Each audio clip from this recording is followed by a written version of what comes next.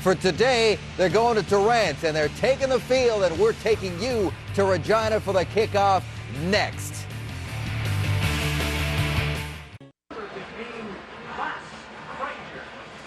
25th turnover at Mosaic Field. You see Tad Cornegay right here. Watch what he does. Talk about the Edmonton Eskimos showing you what not to do on the road. Keeping the opposition in the game. Another turnover. Tad Cornegay takes it right away from Tristan Jackson. Just not securing the football. 25 turnovers in 3 games here in Regina this season. Incredible. First down, Saskatchewan at the Edmonton 31. Durant looking over the middle. Has a man. Andy Fantuz down to the 10 for a first down on Kelly Melvo.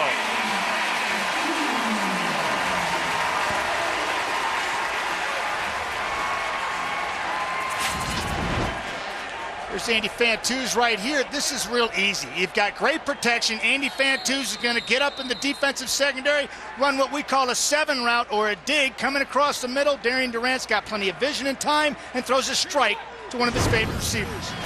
Gain of 20 for a first down to the 10-yard line. From the shotgun, the give goes to Wes Cates. Cates fights his way across the 5, down about the 4-yard line.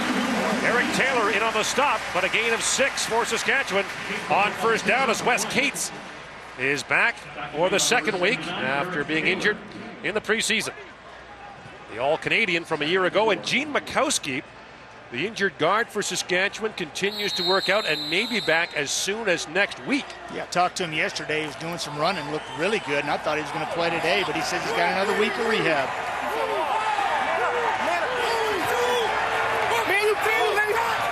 Second and goal from the 4. Durant swings it out for Cates, makes the catch, touchdown!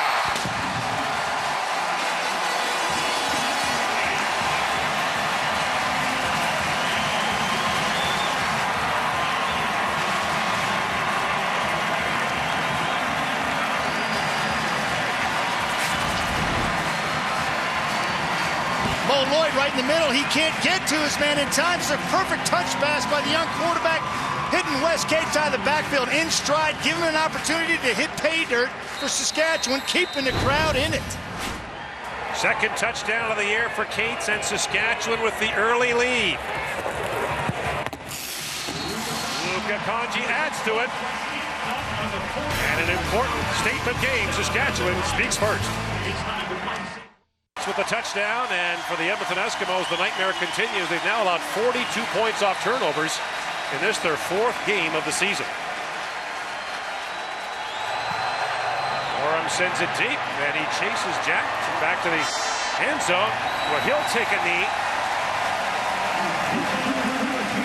And Saskatchewan, we'll see the Eskimos scrimmage from the 35. Yeah, you look at Mo Lloyd, middle linebacker for the Edmonton Eskimos. His responsibility is Wes Cates, but I believe his eyes are on Darian Durant. Just 1 second too long. He gets out of the blocks too late.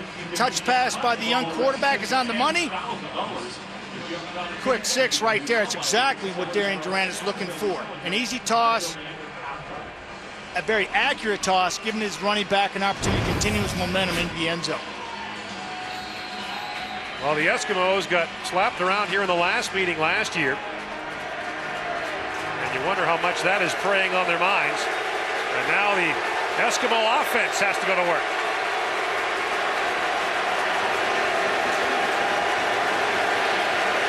On first down, Ray from the shotgun, batted up in the air and almost intercepted by John Chick, the man who got his hand on the football.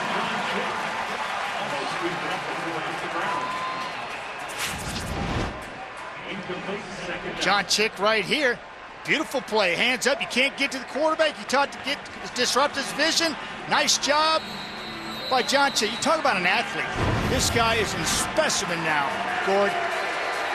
He's going to be working on that Armstrong all day long. It's going to be fun to watch the pit today.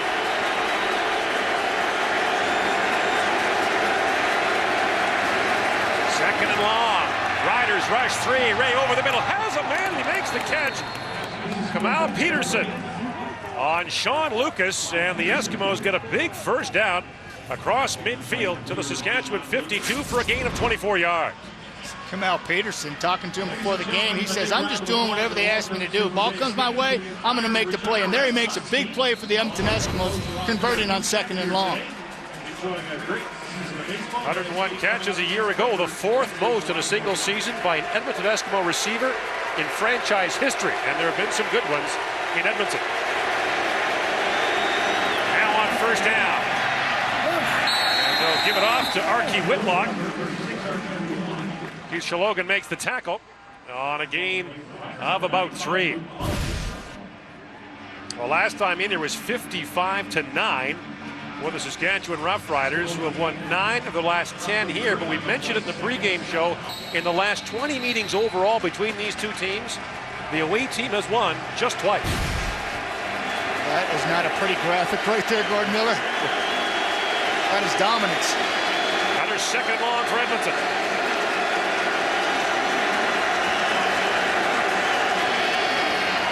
Ray has lots of time, drops it off, and is intercepted. Lance Frazier, and he's off to the races. He's got the quarterback to beat. Off goes Frazier, inside the 20. Touchdown, Saskatchewan.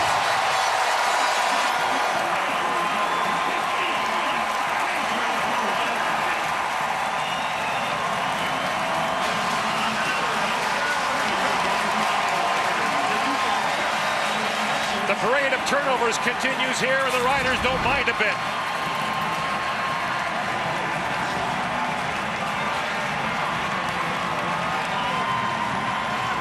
That's got no chance right there. Ricky Ray stares down his receiver the entire way, trying to force the ball into Andrew Nowacki, but Lance Frazier sees it with him and stays with Ricky Ray's eyes and takes it the distance. Lance Frazier takes it 69 yards for the score, and the Eskimos have now allowed 49 points off turnovers. There was no break in that one. That turnover went straight to the end zone. Got a little cluster formation to the left of the Edmonton. You've got Andrew Nowacki right here, Lance Frazier right here, going to run up, sit down. Lance Frazier's going to read Ricky Ray's eyes the entire way. He takes him to the football. He simply undercuts it, jumps in front, it's off to the races. And as a quarterback, I can simply tell you, this is an ugly feeling. Dive into no avail, and then 63, Joe McGrath in hot pursuit. Big man shows some good speed, but to no avail. Lance Frazier's in the end zone with his first interception, Gord. The Edmonton Eskimos have now allowed 46 points in the last quarter and a half of football, going back to the last game against the Montreal Alouettes, and they are loving it here in Regina. Are they ever? Richie Hall in his homecoming is not. This is Tristan Jackson from the 5-yard line.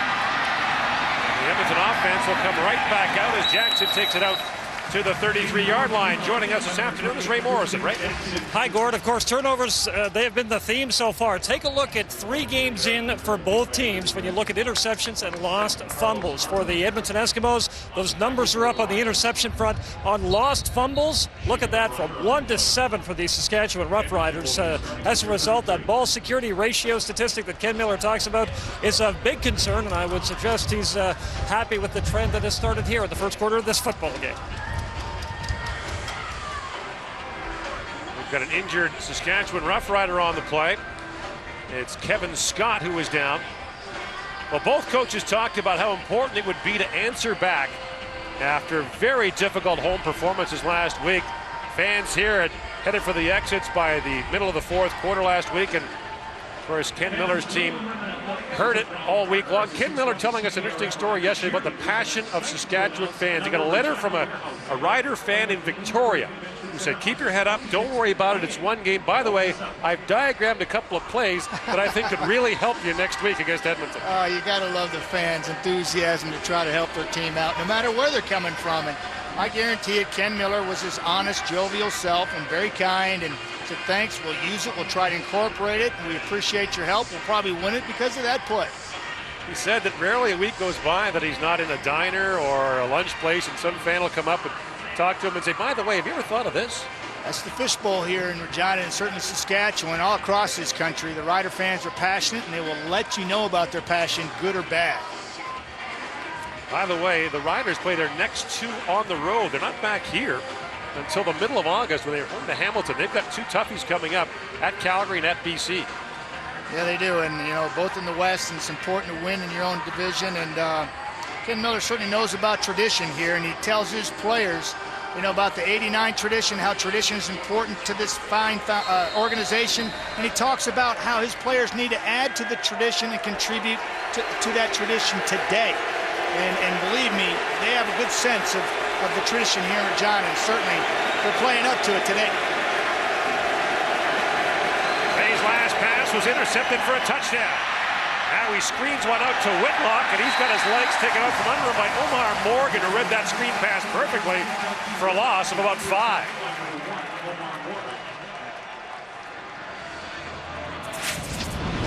Yeah, this is a screenplay, not a bad idea. Try to take some pressure off your quarterback, certainly offensive line. Give the defense something to think about by drawing him in and dumping over the top. But Omar Morgan sees it and reads it like a veteran corner and comes up, knifes in front of the tackle and makes a fantastic play in the backfield.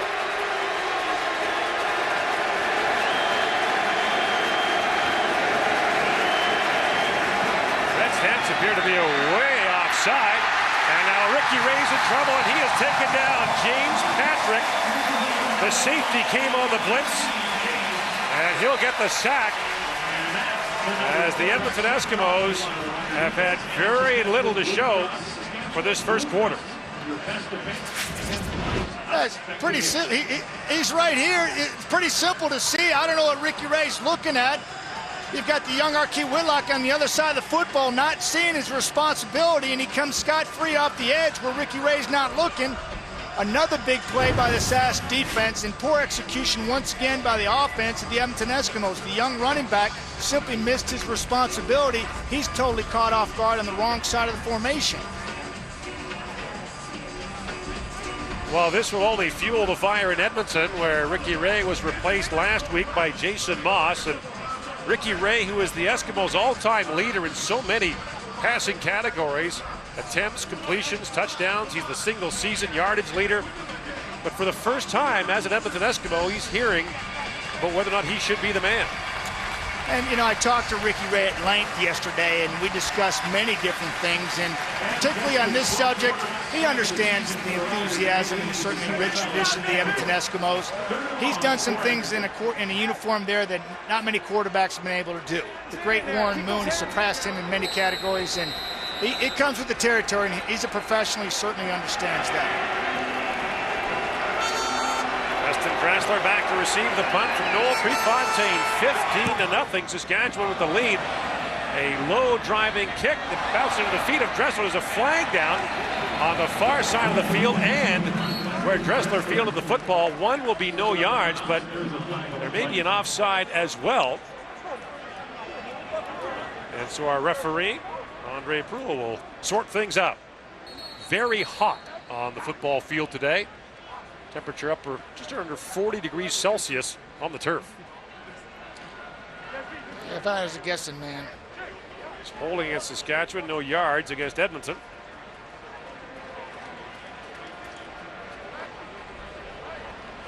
Mark Rostelli was the man who broke the no yards rule.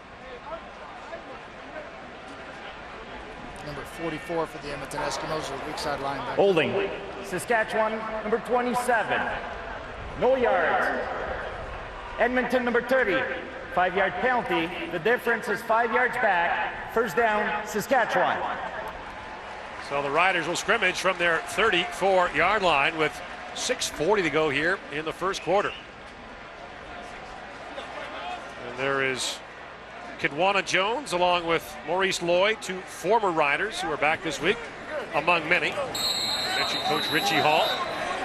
First down, Saskatchewan. Up and throwing is Darian Durant. It's a one-hopper to Fantuz. And that'll bring up second and long. Yeah, you talk about losing two quality defenders off your team. Both Kidwana Jones and Mo Lloyd chose to jump ship and follow their defensive coordinator into Edmonton and work their magic there. So far, it really hasn't turned into fruition for them in production. They're happy over there, getting paid a lot of money, Gord, a lot of money to change colors of uniform. Second and long, here comes the blitz. Look out, it's Mo Lloyd, and Durant gets it away to the sidelines, but the pass is incomplete, and Saskatchewan will be forced to punt as Maurice Lloyd has a few words for the fans on the east side stands. And here the two we just talked about, as if on cue. There they are. Look at them. They're just hanging out together, saying, let's get to the quarterbacks, do this. Let's wreak some havoc for our own like we used to in a Rider uniform. Nice. That is beautiful. That's the way to get it done. That's the way to use your speed off the edge.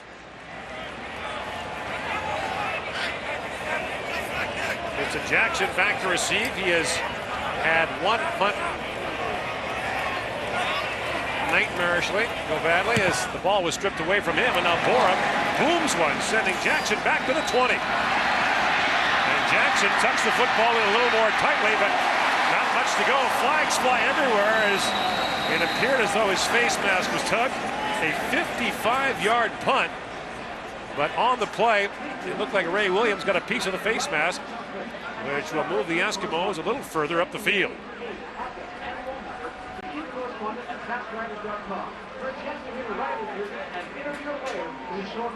Saskatchewan with a 15-0 lead. We're back to Regina after this.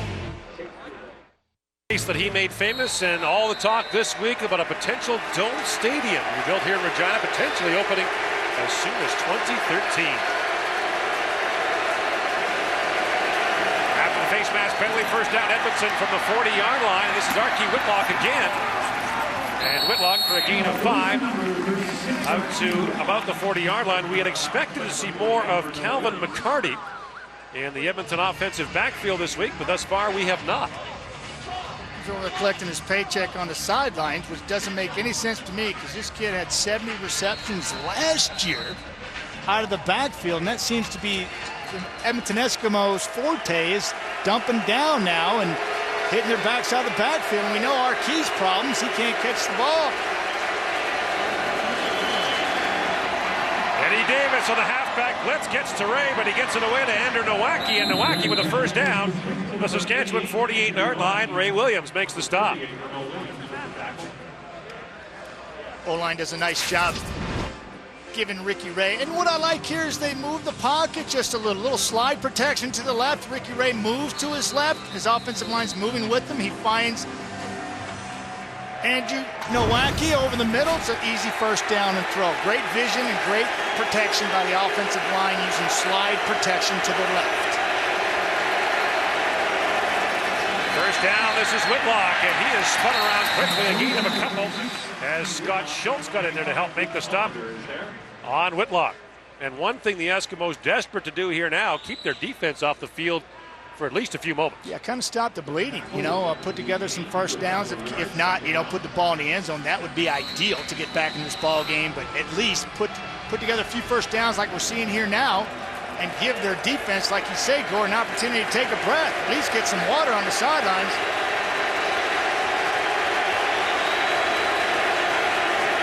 Second and long.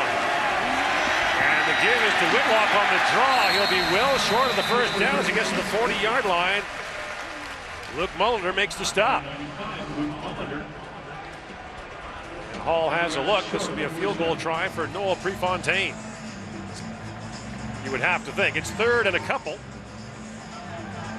And Hall is thinking about it. It will be the field goal unit. And by the way, for the Eskimos, it gets a lot harder from here. Guess who's coming to town next week? The Montreal Alouettes, who a couple of weeks ago in Montreal hung a ferocious beating on Edmonton. It's like on a punt formation. Punt the football. Andrew Nowacki's onside right now to the bottom of your screen. He is no longer. So instead of a 48-yard field goal, Prefontaine will punt it and sends a low driving kick to the corner out of bounds at about the 8-yard line. So they choose to pin Saskatchewan in deep instead of going for points. Your thoughts? Ford, is that a Band-Aid approach to stop the bleeding? That was fairly non-aggressive there. I mean, Prefontaine is 4 for 4 this year, but his longest is 22 yards. There's virtually no wind out here. He's got a strong leg. Take a chance. Put some points on the board, but they chose to pin the young quarterback deep in his own end. Put the pressure squarely back on him in their defense.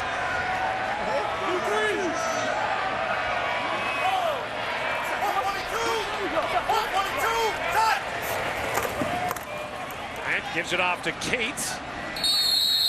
And not much there as TJ Hill comes in to help make the stop. Hill moves into the linebacker spot for the Eskimos as Kelly Malvo moves to the corner. Hill, of course, an Eastern All-Star last year for the Montreal Alouettes.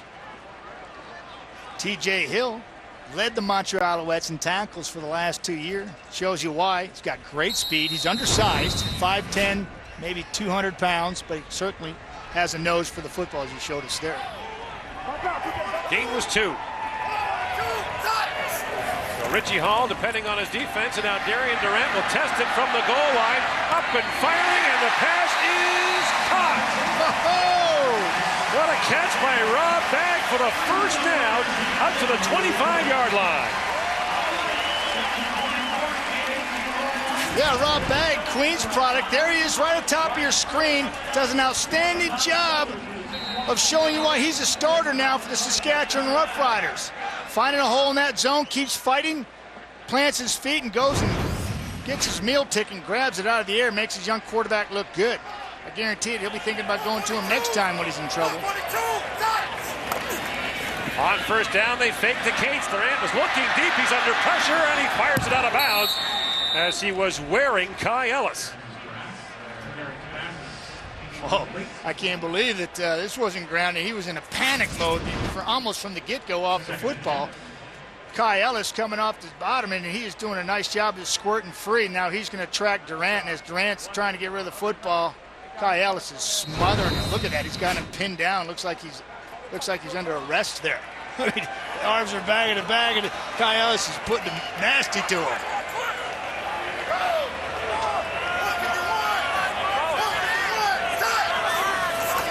Second and 10. Durant up and firing, and once again is complete. And this time he finds John Quinn for the first down as Mark Rostelli makes the stop. It'll be very close to a first down, we should say, as he gets to the 35, and it does move the sticks. We talk about Johnny Quinn. Kid started his first game a couple weeks ago, looked like a deer in the headlights. Here he is right here. Johnny Quinn's a northern kid. And he does a nice job of knowing where the chains are, knifing it in there.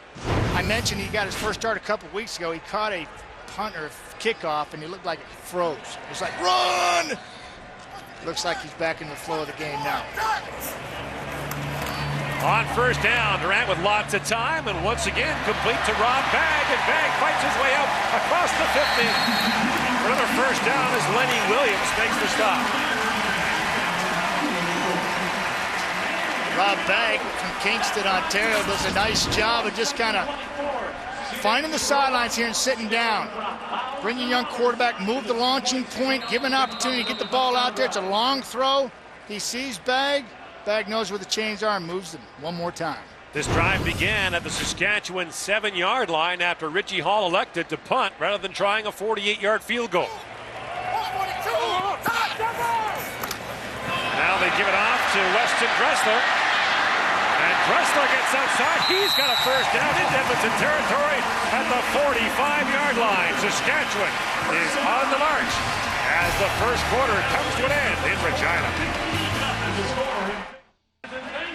First quarter stats are brought to you by Tim Hortons. Always fresh, always. And the key number there is in the left-hand column. 2 turnovers by the Edmonton Eskimos. 1 an interception for a touchdown. The other, a fumble that led directly to a Saskatchewan touchdown. Matt, a dream start for Saskatchewan, a nightmare for Edmonton. Exactly. The ineptitude continues on both sides of the football, and certainly on special teams as well. When we saw Tristan Jackson give the ball to Tad Cornergate, which led to points. And it's a nightmare start for the Edmonton Eskimos, but I credit Saskatchewan for taking advantage and being opportunistic when given those chances. Another key moment in this game, Richie Hall elects not to kick the field goal, decides to punt, pins Saskatchewan back at the 7-yard line, but the Riders are on the march. They've moved the ball all the way to the Edmonton 45-yard line.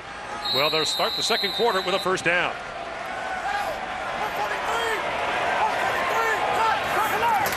Two-man backfield, and the give goes to Wes Cates, who slices his way through the Edmonton D, down across the 30-yard line to the 27.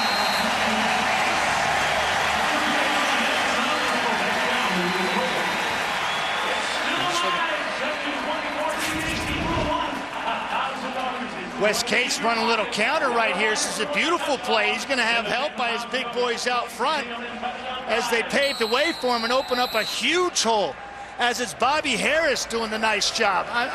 Gord, you could run through that right there. I mean, he doesn't have to get his hands on Ristella. He just kind of gets his big body in the way, and Wes Cates exploits that defense.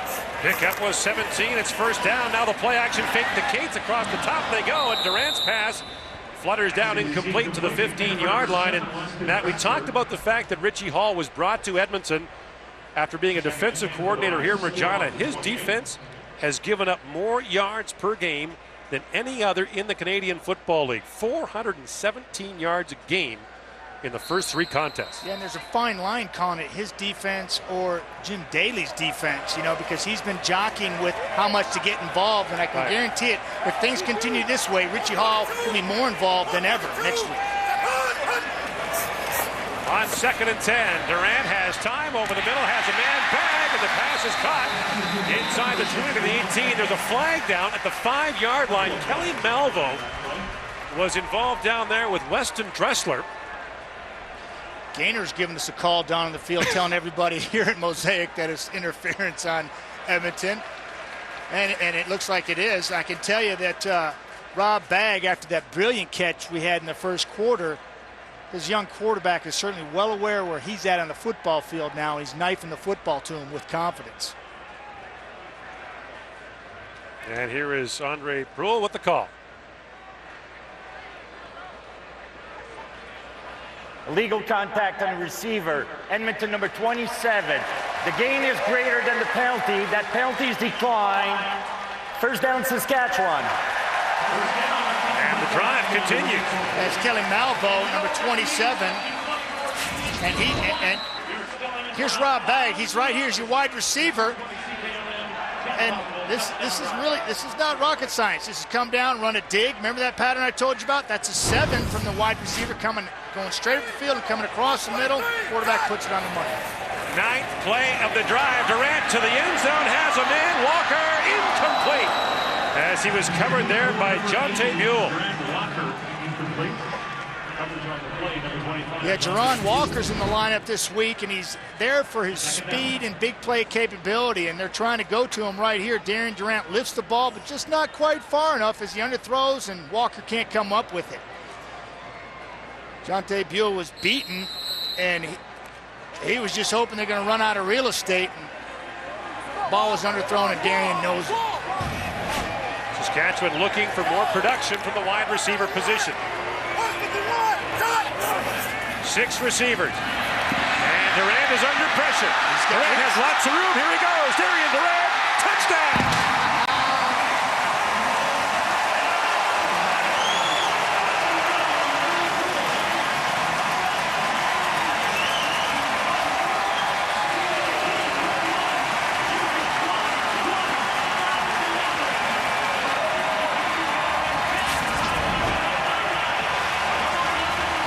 Right here, you've got Best and O'Day right in the middle. Watch this job. Nice job of doubling in the middle. Best got nothing. Comes out, opens a hole backside.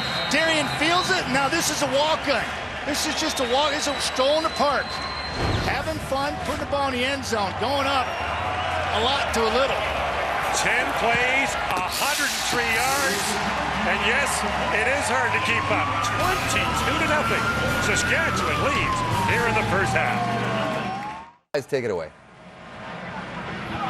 Thank you, David. We apologize for those transmission difficulties as Ricky Ray and the Edmonton offense actually have a drive going here. They're down the Saskatchewan 31-yard line.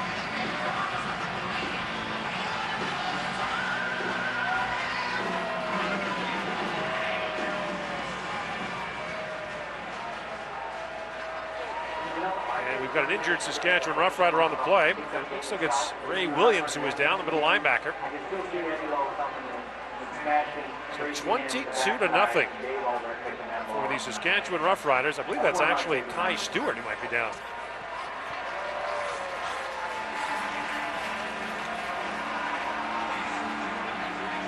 It's like a cramp to me, Gord.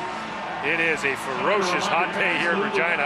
And as you know so well, it is Kai Stewart. As you know so well here, Matt, that turf gets hot and temperatures like this. Yeah, and you know, if you're waiting today to hydrate your body, you've waited too long. You got to start that process well in advance and anticipate these hot prairie days. And once that starts happening, boy, it's going to be a long day for whoever it happens to, because you just can't get rehydrated that quickly. Well, Peterson made the catch down to the 31-yard line. It was a gain of 14. First down, Edmonton.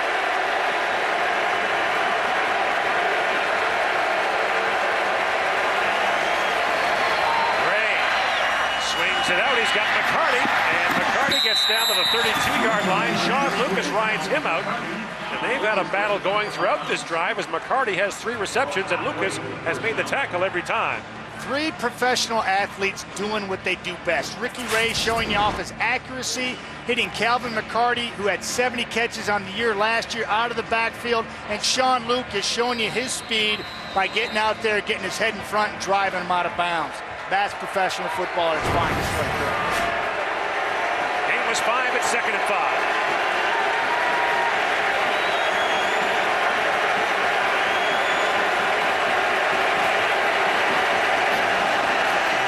The blitz. Ray gets the ball away. It is caught down to the 15-yard line. Looked like Jamaica Rector made the catch. He did for a first down, and Lucas makes the stop on Rector's first catch of the football game.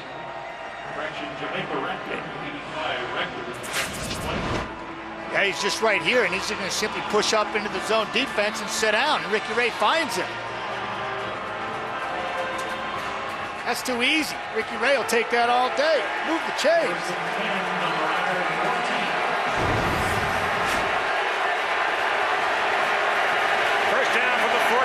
They give it to McCarty. In across the 10 to up the 9-yard line. Stevie Baggs makes the tackle. Ricky Ray is 5 for 5 passing on this drive as he has moved the Eskimos down the football field at a time when they desperately need it. Yeah.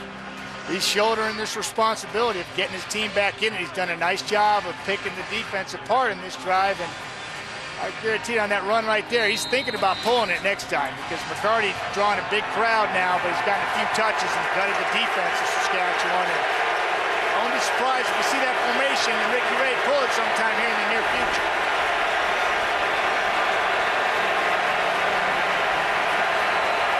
Second and 5. Flags are down. Ray to the end zone. It's incomplete. He was looking for McCarty, but he was well covered on the play. And we'll see what the flag is about. And it's against the Edmonton Eskimos. So you can have 2nd and 10 or 3rd and 5. You'd have to think Saskatchewan will decline. Offside. Edmonton number 86. Penalties decline. 3rd down. So the drive stalls. That'll bring on the field goal unit. This is what's been so frustrating for the Edmonton Eskimos and Richie Hall's football team, is the fact that they just lose execution and they can't do the fundamental things well. This is just staying on sides. This is all this is. And this is fundamental, knowing your stat count. They try to work on these things in practice, and I talked to Ricky Ray yesterday, and he says, Matt, it's carrying over from now practice. There's a train wreck out there as the Eskimos don't have the right number of players on the field. And now they finally have a late arrival. It's Greg Peach. Another indication, Gord, of a team not having their head into it and not being in good habits right now. And now the Eskimos have to call or take a procedure penalty. That'll move the field goal try back 5 yards. And so Richie Hall has something else to add to his list. And he and Ricky Ray were singing from the same songbook yesterday that football is not that hard to understand. It's an execution sport. And the lack of execution has got Richie Hall sweating big time on the sidelines. He's wearing a long sleeve shirt. His team is not playing well. They just had a chance to get into the ball game, put a major Nine-down violation. Edmonton number 88. The yardage portion of the penalties decline. 3rd down.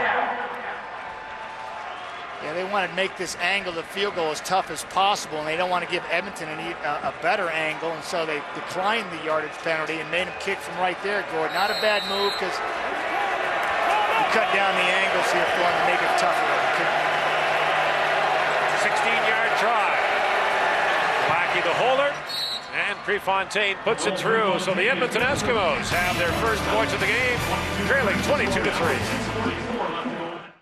1989 Grey Cup win, but don't forget the West Final. The 16-2 Edmonton Eskimos upset at home as Tom Burgess led the Riders to victory, one of the biggest upsets in the history of a division final. And of course, the Riders will go on to win the Grey Cup, and Tom Burgess is with our Ray Morrison. Thank you very much, Gord. Well, Tom, many memories. About 40 players have come back here from that 89 team. What is your fondest recollection if you had to pick one of the Western Final and that big win at Commonwealth? Well, that's an easy one for me. It's the Western Final, but I got that question asked earlier, and my fondest memory as a Rider was when Eddie Lowe hit Tracy Ham in the back and Dave Albright picked it up and ran for a touchdown. That was a singular moment that was like, yeah, we're going to win this thing. You know, I remember that very fondly. 1990, you went on to win with the Winnipeg Blue Bombers. What did 89 do in leading to you being a championship quarterback? It made me hungry. Yeah. Western Final was a great confidence builder. Would have loved to have played in the 89 Grey Cup. Kent played awesome. You know, and as a player, there's still a selfish side of you where you want to play. You want to see, can I do it in the biggest game? And I didn't get that chance. And I was really hungry. And, you know, the circumstances that led to me being traded were part of, you know, that two-quarterback system falling apart because Kent was probably he had the job, right? It was his. It was really not the same opportunity for me anymore. So that trade happened. And I got to be honest with you, that whole season, I thought nothing other than getting back. Great stuff. Thanks for doing this, Tom. Appreciate it. All right, thanks a lot. Okay, Gord? It's pretty good, doesn't it? That's awesome. It's good to see his face again. Seen a lot of guys that we haven't seen in a number of years here in Regina who have made the trip up. As Ray Morrison mentioned, about 40 members of that 89 team. They were 9-9 in the regular season. And then, of course, run the playoffs. Tom Burgess talking about, you know, getting traded and circumstances leading to that. What do you do the next year? Goes to Edmonton. Winnipeg and wins it all. Excuse me. Goes to Winnipeg and wins it all.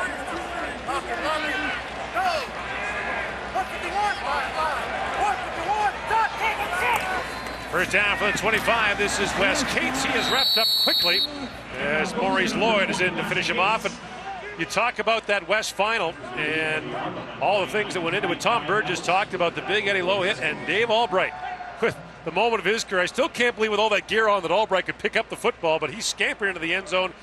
55,000 people at Commonwealth Stadium, and you've never heard that many people be that quiet. He had to run away from Rod Conant, number 67, Hall of Famer for the Edmonton Eskimos there. So that's not saying much, but certainly the biggest play of that game turned it around.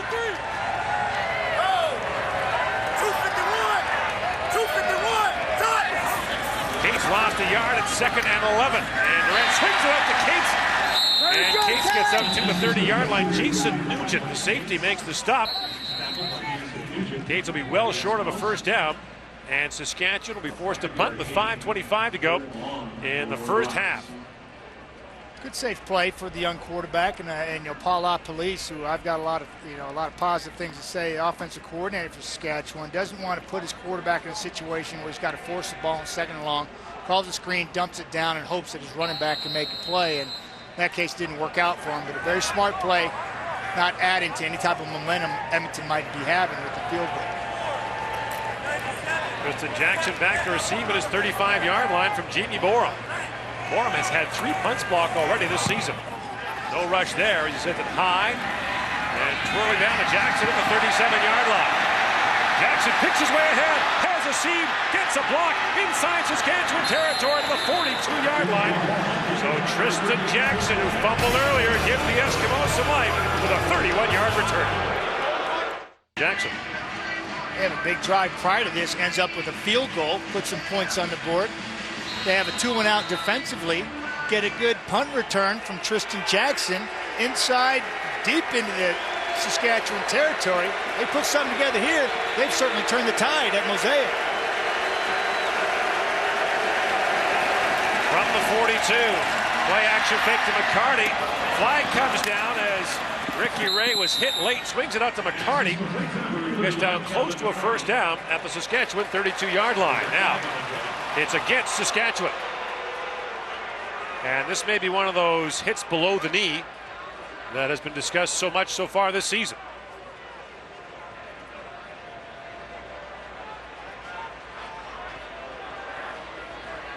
Appeared to be Scott Schultz who got in there. Holding. Edmonton number 56. Major foul.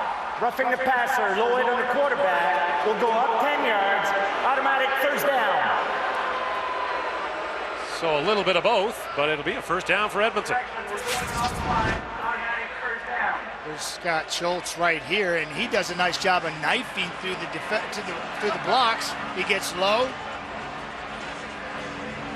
Oh man, that's a continuation. It's hard to stop for Scott Schultz. It's a tough call either way, but can't stop the big man's enthusiasm from trying to get to the quarterback. First down, again, there's to McCarty. He's got some room, in across the 20. McCarty still going. Fights his way down to the 5. McCarty, touchdown! What a run by Calvin McCarty. A 37-yard score. Here's a simple question, Gordon. Why isn't this guy playing anymore? I just don't understand it. I mean, nice job of finding the hole, nice job of blocking up front. But boy, he makes people miss here and breaks tackles. It's a simple play. Everybody runs it. He sees a little gap, and he's into the secondary right now. Makes Lance Frazier move a nice cutback, then runs right over James Patrick. So the Eskimos take advantage of the good punt return and now have some life. Prefontaine for the point after. And it is good. So Edmonton now trails by 12 with 3:58 to go in the first half. Armstrong and Kabongo, in fact, that entire offensive line of the Edmonton Eskimos has been under the gun, and certainly, establishing a line of scrimmage. But if you watch the two guys up top here, watch how they continue to stay on their man and give Calvin McCarty just not enough opportunity to find a gap, and then he exploits the secondary. He says, "Get out of here, Patrick," and then he runs over Lance Frazier for a score, showing you his desire to say, "Hey, coach, look at me. I can catch the ball in the backfield, and I can certainly exploit a defense in the middle of the line and go the distance." Exactly what he did, getting his team back in the ballgame. So the Eskimo defense, as you said, comes up with a big stop. Good special teams play, and then the offense finally executes. Little momentum. Momentum goes a long way in this game. It's strange how it is. The crowd is distinctly quieter than it was a few minutes ago. And the Edmonton Eskimos are now back in it. What the Eskimos haven't had yet this season is a big defensive play in terms of sudden change. No interceptions yet for the Eskimo defense. Mayte Hurd from the 5-yard line. He's got some room, and Hurd tripped up at the 32-yard line on the stop by Matthew Bertrand. I was remiss. Watch Aaron Fiancone right here as he gets a beautiful block and has to work extremely hard to get his head around. Look at him. He's right here. He said, "Get through there, big boy." That's exactly what he does. Great vision in the open field by Calvin McCarty, and then he shows you his power. The kid can do it all. Play him more, Coach Hall. Play him more. First down, Saskatchewan. Darian Durant from the shotgun swings it out. He's got bagged. He's wide open. Up close to midfield. He's forced out at the 52-yard line by Jonte Buell. Defense needs to stop right now. They can't afford to let this happen. They got some momentum, Gordon. They really need right here. Watch, it's pretty simple. Give it to me. That's a no-brainer. Gordon, you can catch that ball there. You can get a first. I'm not taking away from it, but that's pretty easy. Okay, I'm not taking away from your athleticism. Rob the bag. It's okay. He'll take those all day long. Feel free. I work all winter with a guy who does that, so it's fine. Well, we love some Pierre McGuire. Durant slings it up. Fentouz with a catch down to the 44-yard line, and there is Durant's strongest throw of the game as he moves the sticks down to the 44-yard line for a gain of 16 yards. Absolutely right, Gord. This is his strongest throw of the day. And you talked to Coach Miller about Darian's practice this week, and he says he threw the ball better than he has since he's been here as a Rider this week in practice. And he showed you his strong arm strength there. First down, Saskatchewan at the Edmonton 44-yard line. The give goes to Stu Ford. Ford down to the 38-yard line, and Stu is serenaded by these Saskatchewan fans in his hometown of Regina, where the Riders have the lead by a dozen. They just jumped right off the field. I love that look.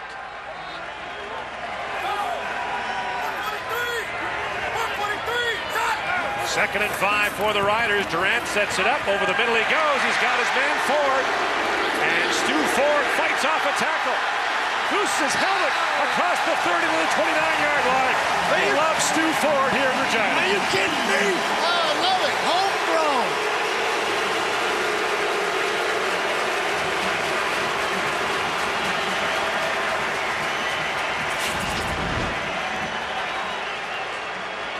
Stu Ford coming out of the backfield here. Face mask. Edmonton number 11. Have the distance to the goal.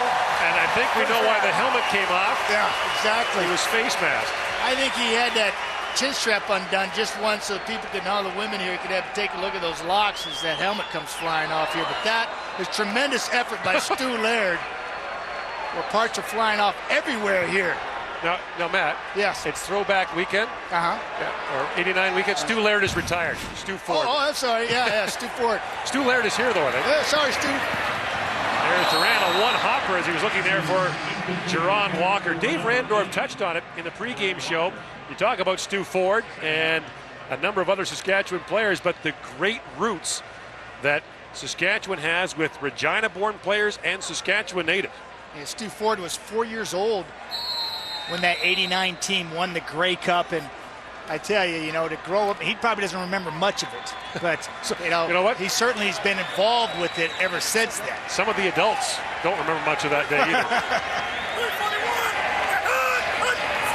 Offside, as jumping in there was Greg Peach. We've got 2:25 to go in the first half. Saskatchewan leading 22-10 and driving. And Darian Durant put together a very impressive scoring drive of his own 7 late in the first quarter. Bobby Harris drew Greg Peach. Legal procedure. Saskatchewan number 63. 5-yard penalty. Still second down. Timer, please reset the clock to read 2 minutes, 26 seconds. 2:26. I just love listening to Andre Pou talk. I love that. That's an awesome accent. We used to kid Jacques DeCarry all the time, the former CFL referee, that he could never get the H in Hamilton. That was his calling card. Yeah. So second and long, Durant swings it up. The pass is incomplete for Andy Fantuz, and that will bring on Luka Kanji and the field goal unit with 2:23 to go in the second quarter. Ken Miller made it very clear to us and made it very clear to his quarterback, Darian Durant, yesterday that his play has to improve. Well, and Jim Daly got a break there. His defense was getting knifed on right there, and the ball was getting drove down the gut of the defense there, and Saskatchewan kind of shot themselves in the foot that time with a procedure penalty, then an errant throw, and lack of execution. Tag with the hold. The try comes from the 27-yard line, and it is good. So Saskatchewan back up by 15, 25-10 is the score with 2:20 to go here in the first half. Well, when they met a couple of weeks ago, the Montreal Alouettes put 50 points on the board against the Eskimos. Now, Anthony Calvillo and the undefeated Owls will go to Edmonton on Thursday. Our coverage starts at 8:30 Eastern, 5:30 Pacific time, and the Alouettes are once again the CFL's best team in July. Saskatchewan's halfway to that number right now before halftime, and telling you, if Edmonton doesn't figure this out in a hurry, I can guarantee it, head coach Richie Hall is going to be more involved with that defense than Jim Daly would want. And the 89 Riders brought something with them. I recognize that. Boy, very elusive to put that in your possession for just a few months. And a lot of hard work goes into that. Storied past. I can't tell you stories about that. I can tell you only a few, but that is one beautiful looking trophy there. Best I've ever seen. Richie Hall, a member of the 89 Riders as a player, and of course was the an assistant coach in 2007 when Saskatchewan won the Grey Cup again. Line drive kickoff. And this is Tristan Jackson moving ahead with some speed across the 30, tripped up by Kai Stewart. He's out to the 33-yard line. That's where the Eskimos will start with 2:12 to go in the first half, and a chance to add to their total as Ricky Ray has engineered a couple of impressive drives here in the second quarter. It'll be interesting to see, Gord, if Gary Etcheverry's Saskatchewan defense stays aggressive here and continues to try to pressure Ricky Ray. If they don't, I think Ray has an opportunity to go up the football field here and keep his team close enough where they can strike in the second half.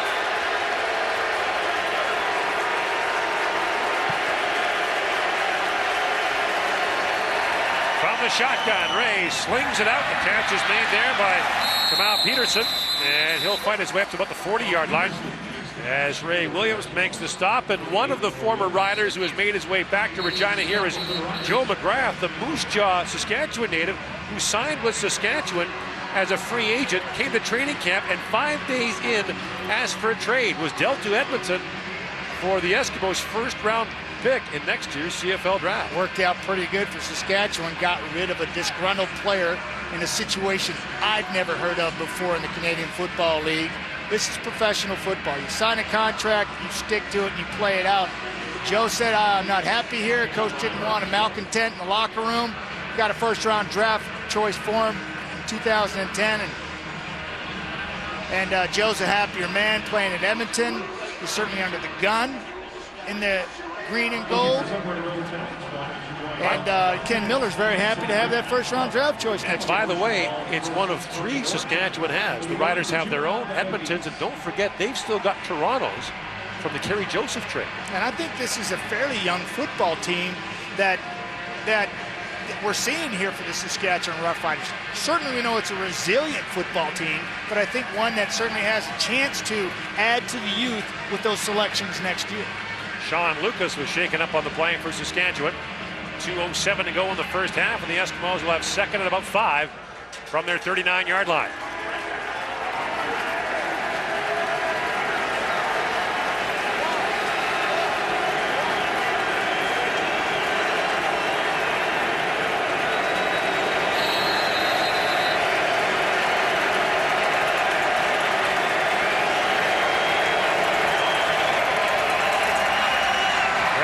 Slings that away out to the sideline, and the catch is made. Maurice Mann fights his way out close to midfield, and he'll have an Eskimo first down as James Patrick makes the stop on a gain of 15. Yeah, and Saskatchewan giving you an unorthodox look up front. You can see the people stacked in the middle, and then watch right here. You've got Eddie Davis coming off the edge right there, and I guarantee it, this is game planning. Edmonton sees it. McCarty does a nice job of picking up the weak side halfback blitz, and Ricky Ray finds a wide open Maurice Mann for a critical first down. Now Ray on the draw, gives it off to McCarty. He's got more room. McCarty down to the 41-yard line for a first down. Patrick again makes the stop. It's a gain of 13 yards, and Calvin McCarty is making his presence felt. Isn't he? And I mean, on the play before, we saw him come across and pick up the weak side halfback blitz, and here he exploits the middle of the Saskatchewan defense, a defense that got gutted for 145 yards last week by Avon Colborn. And Calvin McCarty says, yeah, I'll take some of that. Clock is running at 1:30. On first down, Ray, lots of time, pump fakes, drops it over the middle, and the catch is made as it was Kai Stewart with the tackle on Andrew Nowacki. Kai Stewart he's been throwing some elbows out there today, and he throws another one right here. He delivers. He's been spot on. And Andrew Nowacki, unfortunately, I think has been the recipient of both of them. Yeah. Second and 3.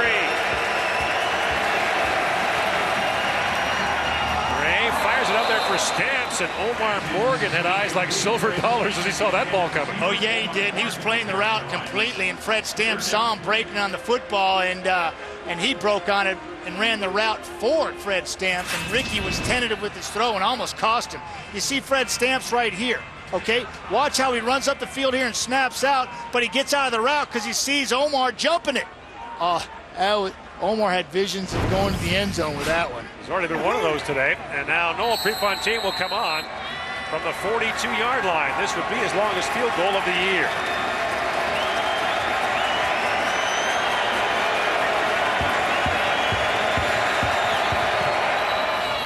He puts it down, but as the kick was made, there is a stoppage in play. There are no flags.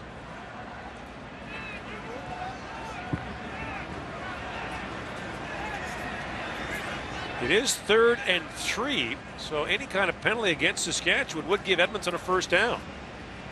But as I said, there was no flag on the field.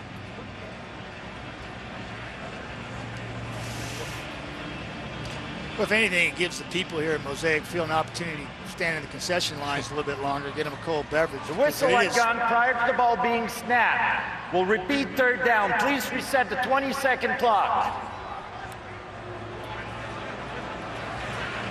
So why did the whistle sound before the ball was snapped? We don't know. At any rate, it's another try from 42 yards out from Noel Prefontaine. By the way, that field goal was good, so he had the great practice swing. Home field cooking, maybe? And now there's an issue at the timer's bench. There's 1:02 showing on the clock. They want the play clock reset. Richie Hall deciding not to gamble on 3rd and 2 at this point. He'll take points instead. His team down by 15. The way McCarty's been running the football, 3rd and 2. Timer, please reset the clock to read 1:06. We'll add 4 seconds to the game clock. This is one of those ones that you're debating at the house right now, watching the game, you know, go for it, you know, and you're upset with the coach. Now coach wants to kind of put some more points on the board, keep it close, trust in this field goal kicker, Noel Prefontaine, 42-yard. He was good on the first attempt, like you said, Gord. See if he can do it again.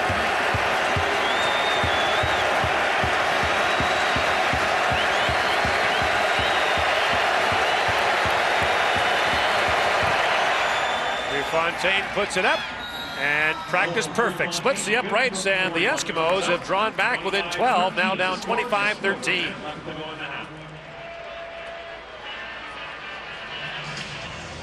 And you think back to early in the first quarter and the nightmare start for Richie Hall back here in Regina, and the 2 turnovers that just killed Edmonton.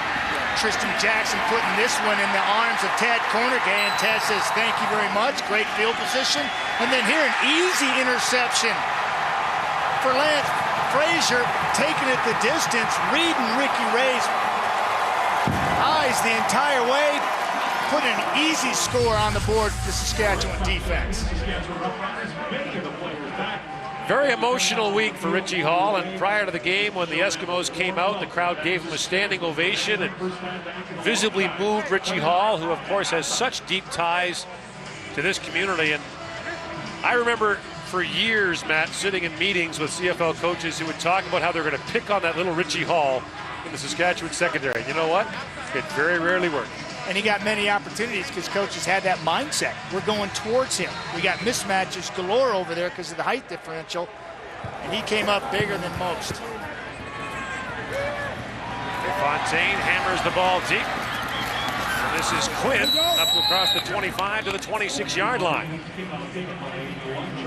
Chris Chinsky makes the stop for Edmonton, and Richie Hall took some time before the game to visit old friends here. He spent 20 years here, as you mentioned, as a player, an assistant coach. That young man has the Richie Hall Saskatchewan sweater on and the Edmonton Eskimo hat. We had all the bases covered. That's just wrong right there. That's just wrong. You can't do that. There's got to be a foul. You know what? Actually, that might get you ejected from school for doing that in Regina. That tells you how much he loves that man right there, Richie Hall. He's feeling some pressure here today, too. Sweating bullets down there with his team not executing, turning the ball over. And from the shotgun. Swings it out, and the catch is made by Walker out to the 32-yard line, a gain of about 5. And the stop is made there by Kelly Malvo. Kelly Malvo, a jack of all trades. He ceases to amaze me with his athletic ability, and to go from Sam linebacker to weak side halfback is just incredible, and I think a testament to his athletic ability and certainly knowledge of the game. Began his career here with Saskatchewan. Yeah, and he's been a consummate professional for a number of years, and I'm certainly impressed with his ability to adjust to whatever position the coach is asking to play. Now this is Cates on second down. Wes Cates is stopped in his tracks by Eric Taylor. That will bring up a third down at about a yard for Saskatchewan with 33 seconds to go in the first half. And now Edmonton calls timeout. And so if the Eskimos can get a decent return on what we think will be a Saskatchewan punt, a chance for some late points here. We've seen a lot of the Saskatchewan special teams too, so you know some of these guys are starting on defense, and on the offense, have to play on both teams and run up and down field. And if they don't have excellent coverage here, certainly we know that Tristan Jackson can put you in a hole in a hurry. So you really got to suck it up here this time in the juncture of the football game to continue to put the effort out there in order to get the job done. Jamie Borum is back to kick. 8 block kicks in the first 3 weeks of the CFL. 6 of them involve Saskatchewan. 2 for, 4 against. And the Riders very carefully pointing out where the Eskimos are. Here comes the rush. And Borum gets a very good kick away. Drops down the 41-yard line. Jackson dropped the football. And he got buried. There is a flag on the play as Saskatchewan Stevie Banks got down to make the stop. But was he too close? It's a 37-yard punt. There's no return. There's 23 seconds left in the first half. No yards. Saskatchewan number 24, 5-yard penalty. First down. I'll put the Eskimos at their own 42-yard line. All right, what's your thought here, quarterback? Well, you know, I'm aggressive as far as my approach to the game offensively, and I'm knifing the football down the field. And I know Saskatchewan's going to be deep, but I'd first sound them here and get some guys on the run and let them go make a play, give them a chance. You can't go wrong. If you go long.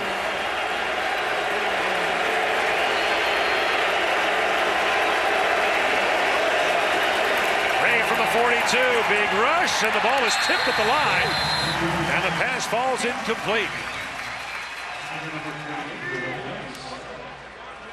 Notice that we've got our key Whitlock in the ball game in this situation, which really doesn't make any sense to me because I believe that Calvin McCarty's a better blocker, a better pass receiver out of the backfield, and certainly has more experience, and he's having a great day on the ground, gutting the Saskatchewan defense, big chunks of yard, and just makes no sense. Maybe they're just giving him a breather.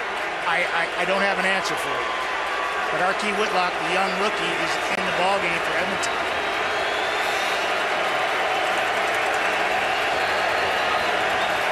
Saskatchewan rushes 3. Ray steps up and slings, and the pass is complete for a first down to the Saskatchewan 52-yard line. Omar Morgan makes the stop on Andrew Nowacki, who once again makes a big catch for a first down. He is paying the price, too. He's up top here, and he's paying the price for every ball and every yard that he's earning here. And just sitting down, almost ran a lackadaisical route there, didn't come back to the football. Clock running at 10 seconds. Here comes the blitz, and the ball is knocked down. Sean Lucas got his hands on it, and we have 5 seconds left in the first half as Lucas turns in another great defensive play. Another unorthodox look as you see Sean Lucas coming off your right side, and he gets his hands up, and that's being aggressive defensively. You're passive in this situation, I guarantee it, Ray is going to knife the football down the field, and they'll put points on before the half. Last year, Sean Lucas led Saskatchewan in tackles, but Maurice Lloyd and Anton McKenzie, his fellow linebackers, were both selected as all CFL players. He was not. Doesn't bother him at all. He just wants to go make plays. And then they both left. And he's now in the limelight and making plays.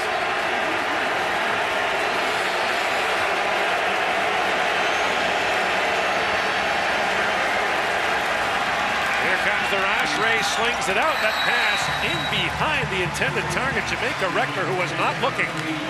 And that will be the end of the first half. The Saskatchewan Roughriders take advantage of early turnovers and have a 12-point lead here at halftime. Welcome back. Here are your halftime numbers brought to you by Tim Hortons Always Fresh. Milt, what do you see? Well, the big thing that stands out is the rushing yards for Edmonton. Right now, they're 20 yards more than they average for the season. So right now, Calvin McCarty, you're doing a great job. They keep it up. I think they have a great chance of coming back and winning. Well, right now they trail by 12. Ken Miller's team has the lead, and he just spoke with our Ray Morrison. Your big stat has always been ball security ratio. You had to be happy with the way your team took advantage of some early turnovers and turned them into points, Ken. Yes, I am very happy with that. We were able to do well in really all three phases of the game, plus we had good ball security ourselves. Yeah, and they're battling back here a little bit. What is the key for your team to make sure they don't seize too much momentum here after a pretty good 6-7 minutes of football on the Edmonton side? Well, the thing we need to do is we need to maintain control of the football and keep our defense off the field. Okay. Thanks, Coach. Thank you. Thanks. So,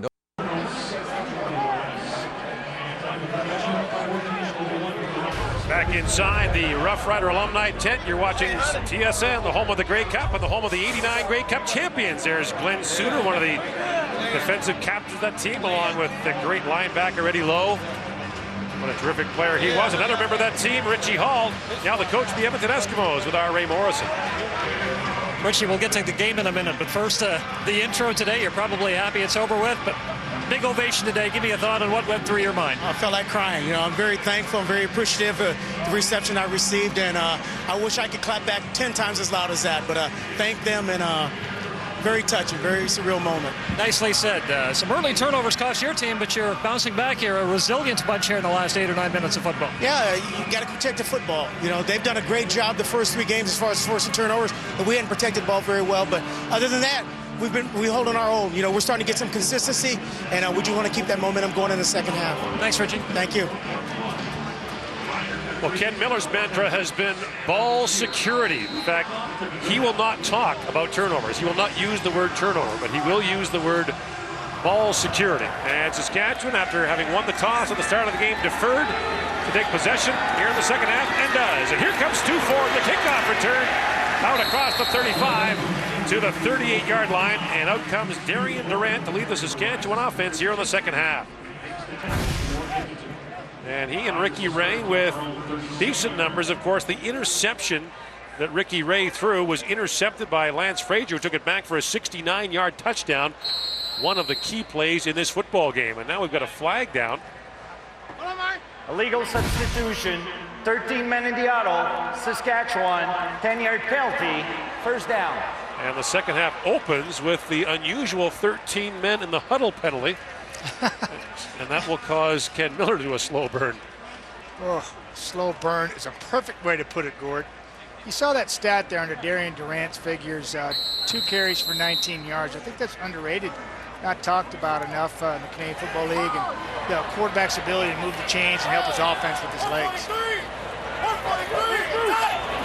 Riders start from their 27-yard line. Durant feeling some pressure, fires it over the middle, and the pass is almost picked off by Mark Rostelli. Eric Taylor was the man who applied the pressure on Darian Durant. This is a coverage play here. This is good coverage by the Eskimos secondary, a secondary that's been piecemeal together, and they do a nice job of locking down on receivers, not giving Darian Durant much time to find a receiver at all, and he's just got to dump it away, and he almost turned that over early here in the second half.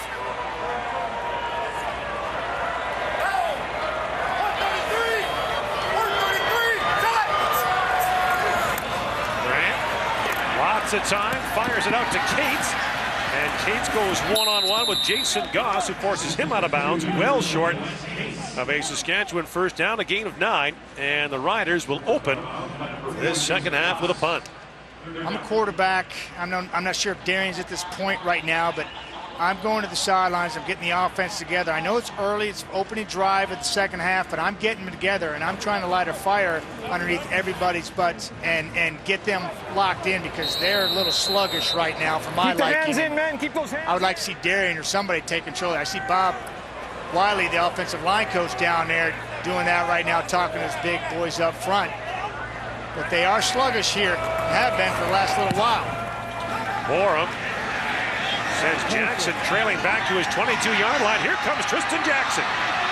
And Jackson with some room up to the 42-yard line. Good field position for the Eskimos for their first possession of the second half. A 52-yard punt, a 19-yard return. And we've been watching the interesting byplay on the Edmonton offense with Calvin McCarty and Archie Whitlock sharing the duties in the offensive backfield, and it is Whitlock who begins the second half as McCarty remains on the sidelines. Gord, I don't mean to kick a dead horse here, but I don't understand it. Calvin McCarty is more productive at this point as an Edmonton Eskimo. First down, they give the ball to Archie Whitlock, and Whitlock fights his way out to the Edmonton 50 for a gain of 8. Ray Williams steps up to make the stop. Archie Whitlock almost on cue, saying, you know, shut up, Dunnigan. No one ever says that, do they, Matt? Oh, yeah, I heard that a lot of them, even at the house. Yeah, but I can tell you, they need some of that.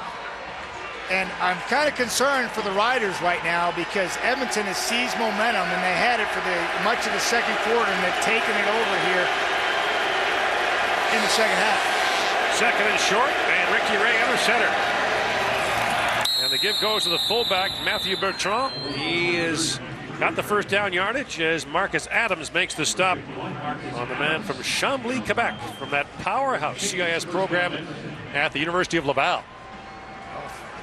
Oh, 31 give there, just in-your-face football, just off the #1 hole to the left of the center and let the big man churn it out, and they got the job done there. An ex-quarterback, that just blows my mind that he's able to do those things and be so effective. Now Ray back in the shotgun. Fake the draw play. Ray looking over the top, drops it up underneath instead. This is Whitlock into Saskatchewan territory to the 50-yard line. Again, Ray Williams makes the stop on a gain of 7. It's good 1st and 10 play, picking up 7 there, putting your offense in a situation where the entire playbook is still at your fingertips, and Archie does a nice play fake, finds a soft spot underneath the defense, makes the first man miss, puts his offense in a good situation, 2nd and 3. Richie Hall talked about that with us yesterday. He said, we've been behind so much, we need to make other teams defend our whole playbook. We haven't been able to give people a lot of looks. They have it at their fingertips now because of that 1st and 10 execution. Under 2nd and short. And the give goes to Whitlock. He's close to another first down as he fights down to the Saskatchewan 45-yard line. Do you think possibly, Gord, they could have been trying to light a fire underneath Archie Whitlock by, and saying, look, this is what we expect you to do. We're going to give you an opportunity here coming out, much like you would a quarterback if he's struggling, right? Set him down. McCarty actually has production. You say, you know what, we're going to give you a second chance. Better make it happen. So far, we've seen that in the second and third quarter here. Eskimos move the chain again. Saskatchewan has allowed the most plays in the CFL so far this year. Ray, lots of time, steps up, slings over the middle. He's got stamps for a catch for a first down to the 31-yard line. Eddie Davis on the coverage, but the gain is 16. And this, a crisp drive to open the second half for Edmonton. Another unorthodox look by the Saskatchewan defense. 3 over the nose. Ricky Ray's got plenty of time, steps up in the pocket and throws a strike to Fred Stamps over the middle, moving the chains. Again, momentum in the favor of the Edmonton Eskimos. Stamps with his first catch of the game. And it back to Whitlock. And he'll get down to about the 27-yard line. Stevie Baggs able to make the stop on Archie Whitlock. Sean Lucas, Stevie Baggs, all the guys you expect to make plays for Saskatchewan to try to stop this momentum Edmonton's been building on. Coming up big there, forcing them into a 2nd and medium situation. And 2nd and medium is anywhere from 2nd and 3 to 7. Anything more than that is a 2nd and long situation. Here they find themselves in 2nd and medium, so you still have your offensive playbook at your fingertips here.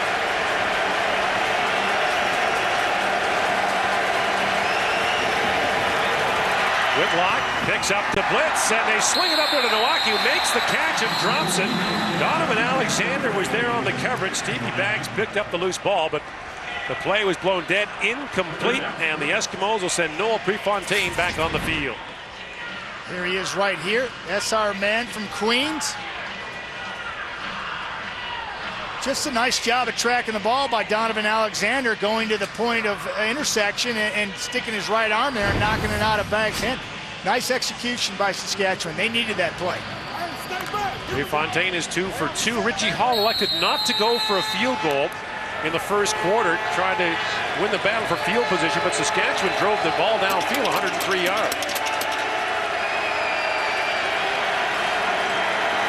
From the 33, Prefontaine puts it up, and it is good, and the Eskimos climb still closer on Prefontaine's third field goal of the game. Saskatchewan's lead down to 9. CFL on TSN. Alouettes Eskimos, Thursday at 8:30. Back here in Regina, the track heats up tomorrow in Edmonton as TSN2 brings you exclusive coverage of the 2009 Rexall Edmonton Indy. The coverage starts at 5 Eastern, 2 Pacific, only on TSN2. Danica Patrick and company heating it up in Edmonton. And it's plenty warm here on a beautiful Saturday afternoon in Regina. Eskimos within 9 as Prefontaine sends it deep, but this is once again Stu Ford from inside his 5. And Ford fumbles the football, gets it back as Rod Davis dropped a huge hit on Stu Ford. And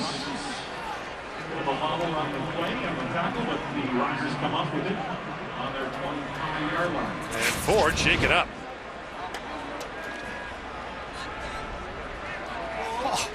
Just slid off a block, and surprised Stu Ford. Didn't see him coming, slides off 2 defenders here. Nice job of standing tall and defending off your blockers and then slipping off and getting into the hole. That's a linebacker for you, and that's why they're running down on special teams, Gord. Well, if you're going to run all that way, might as well make it worth your while. Durant swings it out the pass over the head of Rob Bagg, who's been busy. One man who has not, Jason Claremont, the Regina native, who was on the sidelines for this offensive sequence for Saskatchewan. Just 4 catches so far for Claremont this season. No touchdowns, a fumble for the Regina native who came over as a free agent in the offseason. Yeah, if he's frustrated, you'll never see it, though. You'll never hear a bad thing come out of his mouth about his football team that would take away from the focus. And he's just looking for an opportunity to contribute. Another second and long for Saskatchewan. Durant having a look under pressure. Flag coming down as Durant fires it underneath. The pass is incomplete for Andy Fantus. That looks like holding against the Saskatchewan Roughriders, and it is. And suddenly Saskatchewan is stymied offensively. Suddenly, Gord? I think it's been going on for quite some time. For much of the second quarter. Saskatchewan number 66. Penalties decline. 3rd down. This is the 3rd straight 2-and-out for the Saskatchewan offense, rather, as the Edmonton defense holds.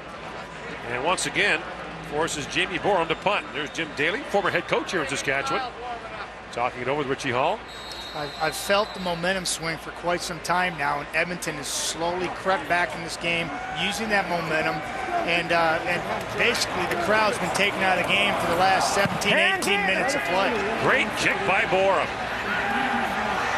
And Jackson all the way back to his 35-yard line, trying to find the corner. He does. He gets a couple of blocks. Here comes Tristan Jackson. One man to beat. It's the punter. Jackson's gone. Touchdown, Edmonton. 74 yards for Tristan Jackson. This guy is special. Just what the Edmonton Eskimos needed and ordered up, and they've got it on a silver platter courtesy of Tristan Jackson. Boy, he's got a burst, and he just lulls people in, and then he hits a spot, and he is gone. That's a great block on the corner by Tim St. Pierre, who did not clip. Now Saskatchewan, Matt, is asking, is this a clip on Borum? Right there. He got his foot stepped on. That's incidental. Jamie's not making that play if nobody's there. Tristan Jackson, you're not going to touch him in open field like that. I'm telling you, that happened so fast, it's frightening. And in that situation, Jamie was probably happy to be stepped on. Momentum is a big thing, and I'm telling you, the Eskimos have had it for quite some time now. And I'm scared for the Saskatchewan Roughriders because of the lackadaisicalness here, much in the second quarter, and now certainly carried over in the third quarter, and it's cost them an opportunity here to seize this football game. Edmonton's right back in it.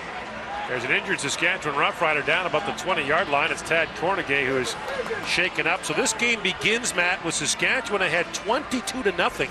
But since then, it's 22-3 Edmonton. Game of momentum swings, and Tad Cornegay is right here in the trail technique.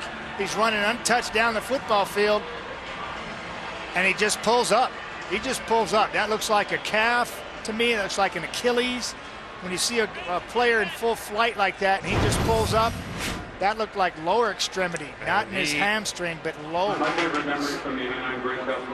And he appears to be in some distress as they're checking him on the field. And so the Edmonton Eskimos, who needed some kind of spark. You're looking at a team that got spanked at home last week by the BC Lions, got drilled the week before in Montreal, and they looked like they were well on that way this afternoon. They're down 22-0. They've had an interception return for a touchdown. They've had a fumble on a punt. They got nothing going offensively, and here they are back in the game. Yeah. Hey, what do you say we dig ourselves a big hole at Mosaic Field, one of the most difficult places to play, and then we'll claw back into it, and we got them right where we want them, so to speak. Now, I hate to second-guess Richie Hall. Right. But we should bring up the fact that in the first quarter, they elect not to kick a field goal. They choose to punt, hem Saskatchewan in deep. Would have been a 48-yard try by Prefontaine. Saskatchewan drives the ball down the field 103 yards and scores a touchdown. Yeah, those are the what-ifs that will drive you crazy, and certainly are for everybody that's watching the game to mull over, over a cool beverage, on a beautiful day like today, and all the fans here at Mosaic. But Richie Hall did what he thought was best for his football team, and his football team has responded in the second quarter and here in the first half of the third quarter, and really has Saskatchewan on their heels at home. If you're an Edmonton fan, you're sitting there in the first quarter, it's 22-0. Your team has lost 2 in a row badly, and you've got Montreal coming next week. I mean, it looks like the train's coming. Yeah, it does. And that light is getting bigger and closer with every passing second. This is a big statement game for two football teams. Both coaches talked about it. And the final statement has yet to be made. Prefontaine puts it up and good, and the Edmonton Eskimos are within 2 here in the third quarter. Great ceremony at halftime here in Regina as the members of the 1989 Grey Cup Championship team were honored, including our own Glenn Suter, standing there with a lot of his old teammates. There's the polecat, Bob Poley. We saw Bobby Jurison get a huge ovation, and so too did our Glenn Suter, who got a huge ovation from the fans here, which is great to hear, and we're glad to have Glenn Suter with us as the 89 Grey Cup champions celebrate, hard to believe, the 20th anniversary. The highlight for you today, Glenn? Well, just seeing those guys again, it was easy to see why that team came together like it did in 1989, guys, because you see them and it was like you just saw them yesterday, and you're out there hugging each other and remembering those times and those plays. Unreal to see the players again. Come on, Glenn, let's be real here. Okay. Your biggest accomplishment, the best part was scaling these to get up here, right? You're sweating out the fun, aren't you? It's hot down there. Yeah, good on you. You deserve this. It's great to see the team recognize that like that, Glenn, and what a tremendous ovation y'all did, and you deserved every bit of it. Stu Ford with a kickoff return out to the 25-yard line. Let's look back to 1989, and there is Glenn Suter, the pregame introductions with the Magnum PI mustache. Great interception there in the fourth quarter, and of course, you had the big hold on the Dave Ridgway field goal. And then at the end of the game, people forget that you were the last guy to touch the football for Saskatchewan, and riding high as the Saskatchewan Roughriders won their first Grey Cup in 23 years. What's your highlight of that game, your favorite memory? Well, there was 2 of them. The fair home catch for a touchdown, I thought, was the one that we felt that we had a chance in that game. Was going to be a great one, and I got to give props to Tony Champion. I mean, the best catch ever. And a big quarterback sack there by Greg Peach, who drops Darian Durant, and suddenly the Edmonton Eskimos on 89 championship day are echoing some championships of their own with some big defense. Yeah, he's right here at the top of your screen, and we're going to get and watch him work. He's working on Bobby Harris. He just keeps pushing. Darian Durant like a deer in headlights right here, trying to make something happen, going the wrong way. Edmonton says thank you very much. And again, seizing the momentum and taking the crowd right out of the ball game here. Glenn, have you sensed this momentum change for quite some time now? You started to feel it swing, and I kind of lost touch with the game for a while there, and they came back. You were down there in that tent. But important game for both teams, as you guys, I'm sure, have talked about by now. Loss was 11, and they drop it under to Weston Dressler. Dressler fights his way up to the 21-yard line. Lenny Williams made the stop. So, who could still play? Jeff Bentram can still play. He looks great. Tom Burgess looks like he just, he could suit up at any time. And I asked, that's what you do when you're walking around. What do you think? You could still lace him up? And the answer, emphatic no. I know with everybody. I know one guy that would want to, but probably still. Eddie Lowe. Bobby Jurison. Bobby Jurison. He wants to go out there and hit a quarterback. Let me tell you something about Bobby Jurison. His retirement was the worst news for deer in northern Michigan in history. What a great guy and a great leader. He's leading the group tonight or today too. And it's great to see Milson Jones. Yeah. Really great to see Milson Jones. And Glenn, you talked about the camaraderie.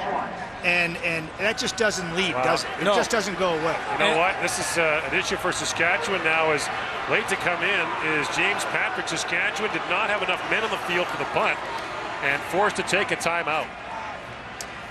Well, that could come back to haunt them, especially if this game continues to stay as close as it is. And you got a young quarterback in the fray, and he may need that timeout later on in this ball game.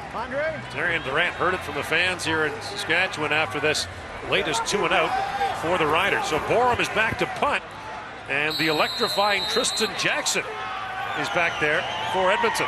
We'll see if he's got another return up his sleeve after taking 174 yards to the house. Go ahead, Glenn. You got the headsets on. No, I'm just observing and enjoying the show. But I'll tell you, I really want to thank the fans here in this stadium today. Unreal. Here's Jackson from the 50.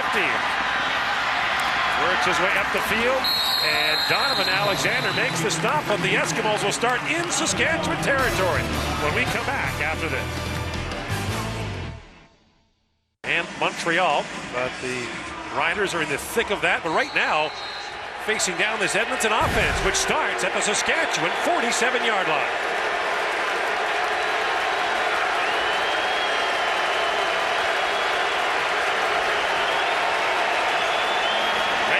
Shotgun, slings it away outside, and the catch is made by Maurice Mann, and Mann fights his way down for first down at the 36-yard line. James Patrick there on the coverage. Maurice Mann came into week 4 leading the CFL in receiving yardage. He's right here, and this is the biggest throw a quarterback has to make in the Canadian Football League. Ricky gives him a chance by moving to the middle of the field a little bit with his drop, and he has sling it 41 yards to the boundary. And then Maurice Mann does a nice job of doing the serpentine there and picking up a first down. Nice. First down from the 36.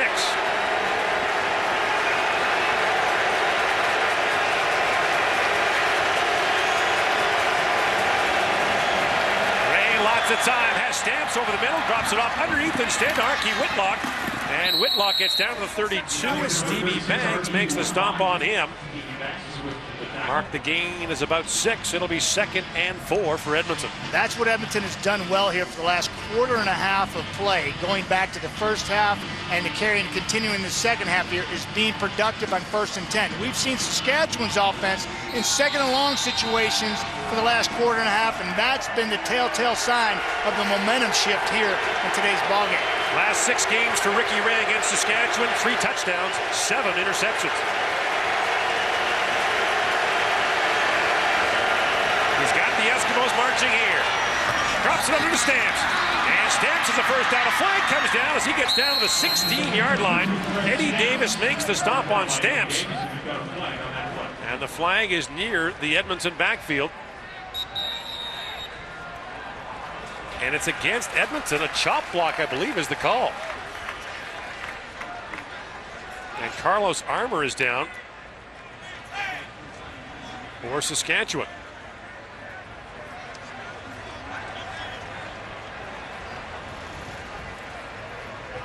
A huge penalty against Edmonton. Foul. Chop block. Edmonton 61. 15-yard penalty. Still 2nd down. Kyle Koch is called for 15 yards. As the card is out for Carlos Armour. Now remember, Sean Lucas was shaken up earlier. John Chick left the game in the first half with what appeared to be a knee injury. Let's see if we can find out what happened. Yeah, he's right. Kyle's right here. I'm going to show you where he's at.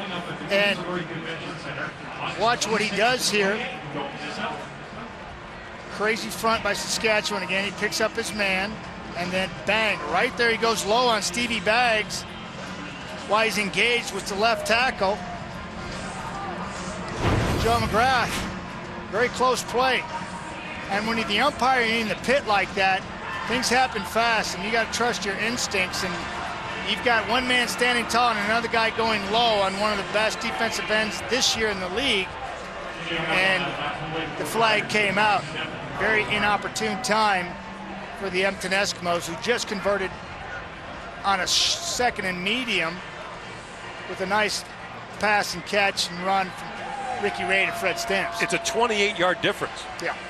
13 on the game is negated, plus the penalty takes them back. So instead of being at the 18-yard line, with a 1st and 10, they're now all the way back to the Saskatchewan 45-yard line as Carlos Armour is being attended to. We'll take a moment and return to Regina after this. The 2009 Major League Soccer All-Star Game, Wednesday at 9:30 Eastern on TSN.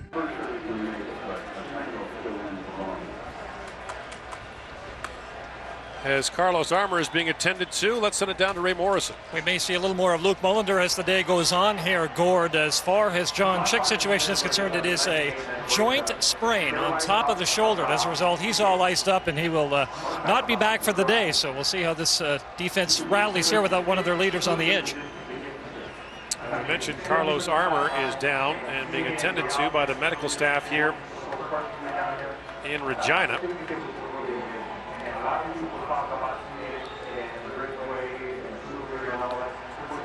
And they're being very careful with Carlos Armour. Yeah, that. They have moved him over, so that's a good sign. They have rolled him over. It is his left knee, and it is not pretty. And it's his left leg is what it is. He's broken his left leg. You can see that clearly. You may not want to. If you got a squeamish stomach, you may not want to watch that. But it is definitely difficult. Tough part of the game. Player's hustling. Player gets hit into him. He's unexpecting. His legs trapped in the turf, and then this happens, and it's just not a good thing for a young, promising linebacker. This is echoes of last year for the Saskatchewan Roughriders. When you think about that horrible rash of injuries they had, including Andy Fantuz and others who went down in midseason. They've already lost a Will linebacker and Tad Cornegay, and now they lose him. And so it's Kai Stewart's opportunity to step up and continue to shine. And notice he runs down on special teams a lot. He's a big part of that because he is a backup linebacker. And so he's going to be asked to do double duty for the rest of the ball game here. And be interesting to watch how he handles the stress of basically never coming off the football. Sean Lucas, who did leave the game earlier, is back in for Saskatchewan, but appears to be limping noticeably. So the Saskatchewan D is getting nicked up after the penalty to Edmonton. It'll be second and a whole bunch. They'll need to get to the 26-yard line for a first down, so it's 2nd and 20.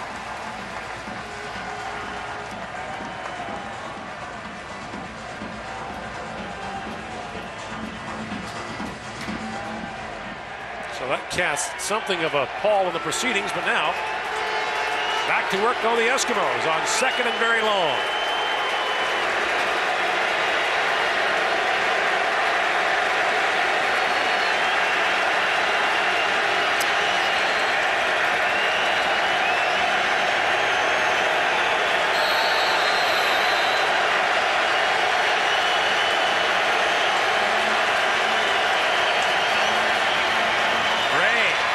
Looks over the top, has a man. The catch is made by Jamaica Rector, and Rector's got a first down to the 15-yard line. Eddie Davis makes the stop. A 31-yard first down gain for Jamaica Rector. Ricky Ray uses a man in motion, brings Fred Stamps all the way across the formation, knows its zone, and then just pinpoints a dime, a bullet, an accurate strike to Jamaica Rector, moving a change in a second and long situation. The momentum continues for the Edmonton Eskimos. The Eskimos have not led in this game, haven't been this close since the opening minutes of the football game. Now, first down from the 15.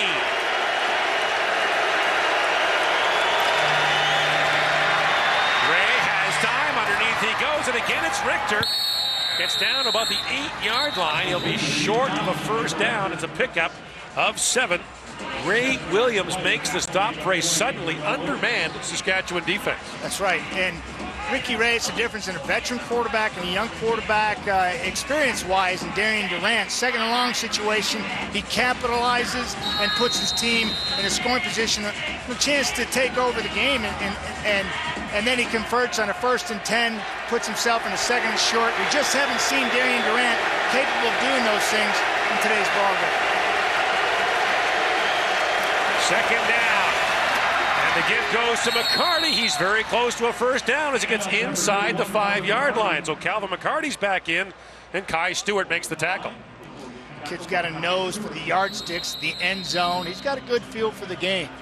Not taken away from Archie Whitlock, but his experience, his size, I think just his overall feel for the game at this point. By the way, confirmed that Carlos Armour with a fractured left leg, now a measurement, and this will be very close.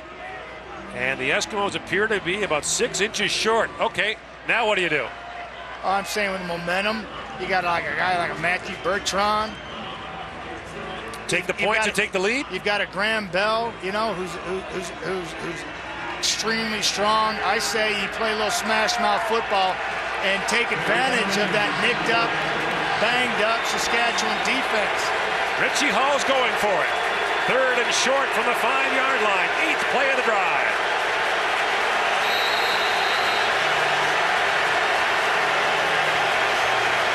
Ray goes up and over. A flag comes down as Ray gets the first down. That's almost always offside against the defense. That's right. Overzealous, want to get as close, cheat as much as possible.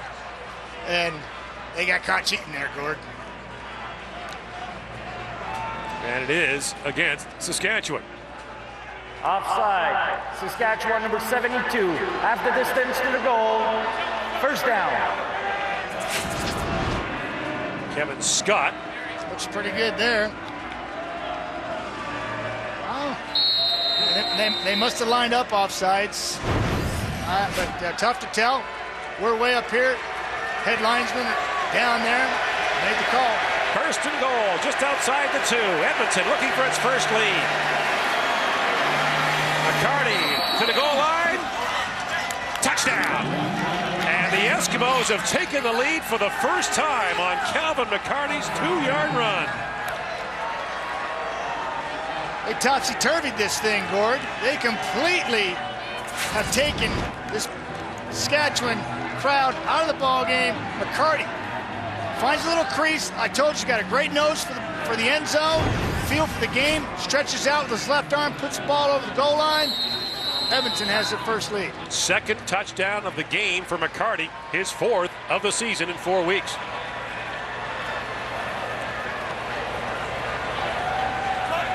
And to a stunned silence here in Regina, the Edmonton Eskimos have taken the lead 30-25 late in the 3rd quarter. Take another look at it. Excellent execution. You've got it back with the nose from the end zone. The 3 yards out. Give it to him. Bertrand does a nice job of just trying to hunt somebody down. But that was easy pickings for Calvin McCarty in his 2nd on the day. And I told you, he had a young Darian Durant with his football team coming after the first series in the 3rd quarter. I felt it, and it's continuing to happen, and Edmonton's taking advantage of Saskatchewan. really not focused here for the last quarter or 2 quarters of play. So Saskatchewan has gone 2 and out 5 straight times. Edmonton puts together a 9-play, 63-yard scoring drive that takes 4 minutes and 14 seconds off the clock. When their veteran quarterback converts on a 2nd and long situation, and to me, that's the difference, and that's why Ricky Ray is one of the best, if not the best in the league, at being a pressure quarterback and delivering under those pressures time and time again. And we saw him take his football team, put him on his shoulders, and make it happen.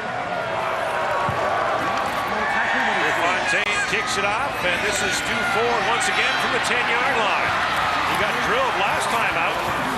And now Ford gets out to about the 28-yard line. We have not seen Denede Hurd on returns for quite some time for Saskatchewan. He's up and walking around on the Regina bench. So now, Darian Durant will go back to work, and first thing he needs is a first down. Certainly does. Stop the bleeding, stop the momentum a little bit, give his defense, more importantly, a defense that's been nicked and injured, an opportunity to catch their breath and regroup. Against an Edmonton team that has allowed the most yards per game in the league so far this year. 6 touchdown passes the last 2 games. Give it off to Wes Cates, and he is wrapped up immediately. Cates with a gain of maybe a yard as Kai Ellis wrapped him up quickly.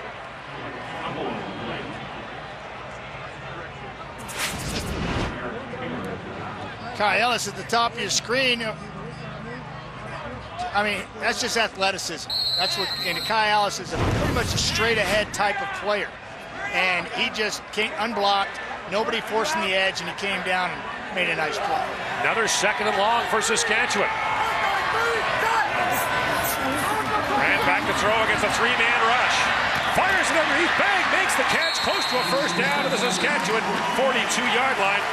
On Jonte Buell, they'll mark it at the 42. That will be a first down. First of the 3rd quarter, and that gets a standing ovation from these fans. They haven't seen a first down in a while, and they're hungry for one. And that's a strike by Darian Durant to his go-to receiver today, Rob Beck.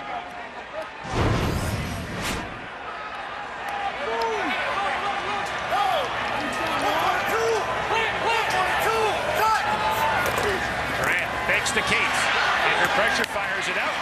Ron Walker makes the catch, breaks 1 tackle, beats another, and gets a first down up close to midfield to the 54. Elliot Richardson made the stop. He's got Ron Walker right away. He chooses not to go to him. He looks downfield for a second longer.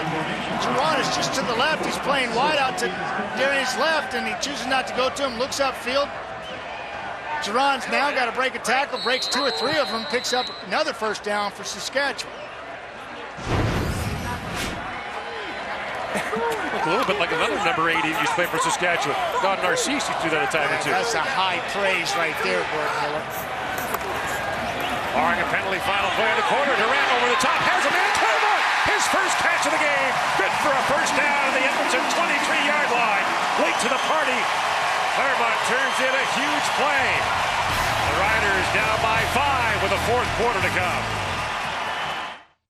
Stats after 3 quarters brought to you by Tim Hortons. Always fresh, always. And suddenly it's the Edmonton Eskimos. Look at the time of possession, over 25.5 minutes so far. 306 yards to Saskatchewan's 190. Both coaches, Ken Miller and Richie Hall, talked this week about how important it was to make a statement in this game. Matt, they were both embarrassed at home last week. Who's making the bigger statement right now? Well, it's been a battle of 2 games. We've seen 2 different teams by Saskatchewan, one that came out like barn burners, and then they went to sleep. And Edmonton took advantage of that and started converting on those opportunities. And slowly but surely, they've taken the crowd out of the game, and they've crawled back in this and now have the lead and the momentum, more importantly. Well, Jason Claremont with the huge catch there for a 33-yard gain on the final play of the 3rd quarter to set Saskatchewan up first down at the 23. Durant to the corner, has a man, incomplete with his interference. Weston Kressler was the intended target. Jason Goss was there on the coverage, and this will be pass interference in the end zone against Edmonton. Pass interference. Edmonton number 4. Foul occurred in goal. Ball will be at the 1-yard line. First down. Yeah, this is going to get you pass interference every time. He just lost sight of it, and Weston Dressler beat him badly. And Jason Goss is one of the best cover guys in the league, and he just got beat there badly and paid the price, putting Saskatchewan on the 1 yard line, 1st and goal. Chance to retake the lead now. Zarka and Cates in behind Darian Durant. Actually, Giles to give to Zarka, and Zarka puts it through. So Giles once again comes in on short yardage, turns and hands it off to Chris Zarka. And the Saskatchewan Roughriders are back on top. I just love me some Chris Zarka, and the folks here in Mosaic and Saskatchewan, Rider Nation do too. This is what he does best. Just smash mouth football, getting down and dirty in the trenches, taking it over the top. That's hard to stop there, and he's giving you the up and down, the yes sir, I got me one. And don't forget the big catch by Jason Claremont. There's a 5-play, 78-yard drive to answer. And now the question is, does Saskatchewan go for 2? You're up 6. So the point after would make it 7, but Saskatchewan elects to go for 2. That's interesting decision with a lot of time left here in the 4th quarter. I like this call. You know, some points on the board. Young quarterback, an opportunity to get out and around, maybe off the edge. One crack from the 5. Durant under pressure, stepping up, and he is dropped. A flag comes down in the end zone late. Greg Peach stepped up and stopped Durant, but there's a flag in the end zone. And it's against Edmonton. Halfway to the goal line. Try it again. One crack from 2.5. Legal contact on the receiver. Edmonton number 27. Half the distance to the goal. Convert will be repeated. I'm not going to second guess Paul off the leash, but I would think I'd try to get my quarterback, on a run pass option off the edge, as opposed to making a stationary target back there where the defense can just kind of pin their ears back. But second crack at it here. From the 2.5, and this time Durant will go under center with Cates in the backfield. Durant swings to the corner, looking there for Fantus. He makes the catch. That was like an inside fade by the slot back, as you normally see with the wide receiver when a throw behind, and he gives his quarterback an opportunity.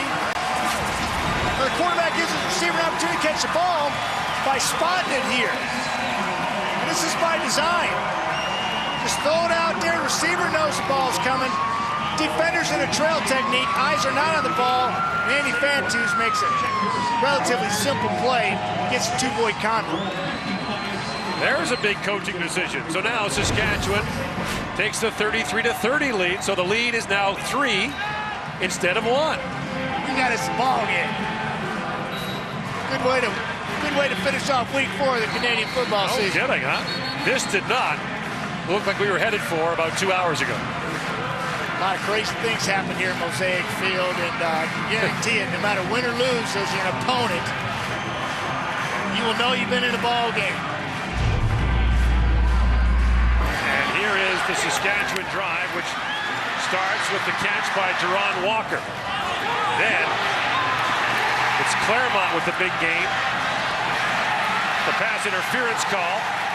Then Zarka with the touchdown, followed by interference on the 2-point convert. So Ken Miller decides instead of leading by 2, he'd like to lead by 3. Biggest play of that drive, in my opinion, was, well, obviously, the pass interference in the end zone, but a beautifully thrown ball by Darian Durant to Jason Claremont, seizing the opportunity to produce for his team. This is Jackson on the kickoff return. He's hammered down the 43-yard line by the kicker, Jamie Borum. Everybody's getting into it now. With 13:46 to go in the 4th quarter, and back and forth they go. Why not? Why not? Jamie Borum, you see him at the top of your screen right here. And hey, he's breaking down already. Pretty good idea with Tristan. Oh, it's a helmet-to-helmet shot. That's a 220-pound kicker, by the way. We need to teach him to wrap up and bring his hips and his legs with him next time. Otherwise, he's going to hurt himself. We've seen that a couple of times already this year. Yes, we have. The lead goes back and forth, and now it's Edmonton's ball. On first down, this is McCarty. And he'll get across the 40 to about the 42-yard line. You'll often hear offensive coordinators talk about we have to be successful on 1st and 10. We've talked about it here today in Edmonton for the last 2.5 quarters that's been able to be successful on 1st and 10, putting themselves in a situation where they still have their entire playbook and the defense on their heels. And again, 2nd and 5, great situation offensively.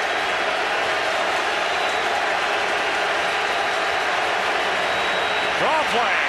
And this time McCarty will not get it. Stevie Baggs got it from behind. He'll be about a half a yard short, it would appear, of a first down. And now decision time once again for Richie Hall. Stevie Baggs is just standing up. He's just outside of your screen on the left-hand side.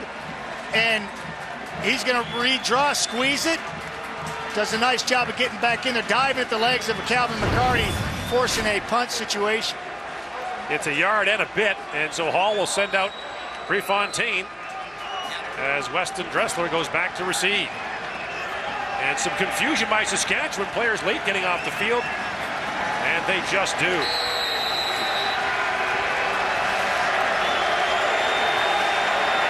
It is 3rd and very short. Prefontaine, lots of time, sends a great kick, drives Dressler all the way back to his 5. Good coverage. McCarty got there. Dressler fights his way across the 10 to the 11-yard line. A 48-yard kick to return to 6. We're back after this.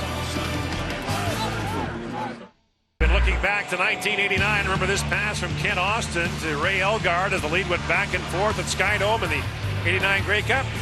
Elgard with our Ray Morrison. Thank you, Gord. Well, Ray Elgard, what kind of weekend has it been here seeing all your mates from 20 years ago? Oh, it's really been cool. There's a lot of guys we haven't seen in a long time, and I've been back a couple of times, but I know a lot of the guys haven't. And it's been 20 years since our big day, and so it was really cool to get together with them all and visit and tell lies and revisit all the old stories. It's been great. Looking back, what is one moment from that game that you'll remember and take with you? You know, it's interesting. The one thing that I'll always remember is the national anthem. I thought the lady that sang that just belted it out, and you just had that feeling that something important was going on, or at least in our world, and that's my little one thing from it. That's good. Well, thanks for taking part in the festivities here and stopping by. Yeah, thanks. Appreciate it. There you go. Gord, back to you. Here's the give on first down to Stu Ford, and he's stuck up for a game of a couple as he gets to about the 14-yard line. There's a flag down at the line of scrimmage. Funny, you know, Ray Elgard said that his highlight was the national anthem. Richie Hall said the pregame introductions. What is up with that? You know, those guys are thinking it too much. You know, it's he gets a touchdown pass, that'd be mine. But Ray was always that type of player. You know, we always look at things a little more analytically than others. That's what made him so good, because he was physical and he was analytical. Offside. Edmonton, the defensive end, 5-yard penalty. Still first down. So a 1st and 5 for Saskatchewan. That was the year the Skydome opened. Yeah. And it was a huge event. The stadium was packed. And, of course, the two teams played one of the greatest Grey Cups, if not the greatest of all time. To be there firsthand and witness it was a fantastic experience. Durant wobbles one out there. It was too high for Claremont and almost into the hands of Jonte Buell, the Edmonton corner. That'll bring up 2nd and 5 for Darian Durant. This is the first time he's played against the Edmonton Eskimos. He's dressed against them, but has not played against them yet. And, of course, he's got a lot of friends over there. And Maurice Lloyd, Kidwana Jones, and others. Friends to Darian, that last pass, Kai Ellis got up. He was about 12 feet in the air, and he couldn't get the ball over him. I think he actually tipped the ball.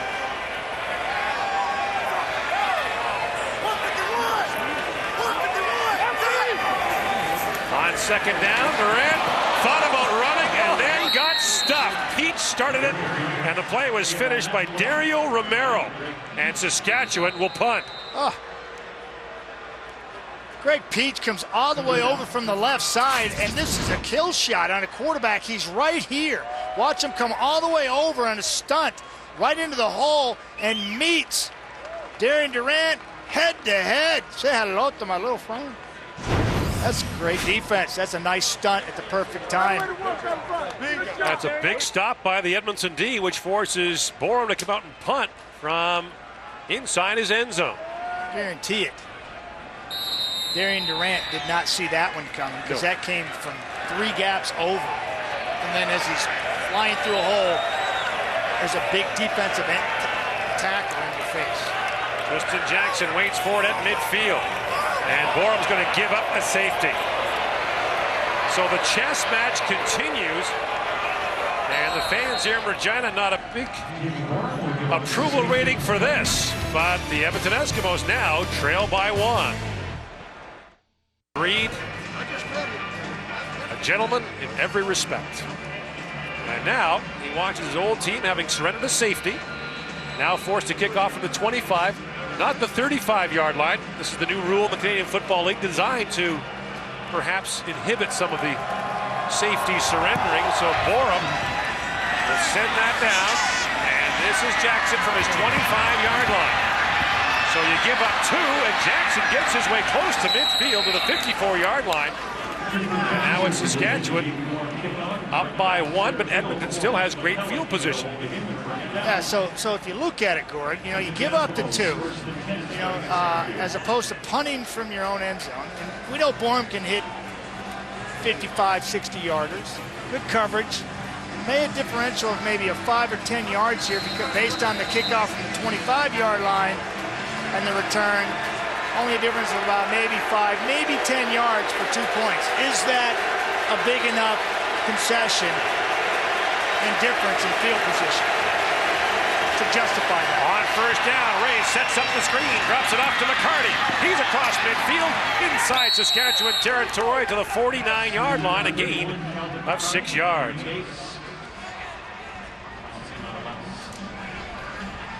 And we talked about it earlier, Saskatchewan has faced more plays defensively than any team in the league so far this year, and Edmonton is grinding it out today.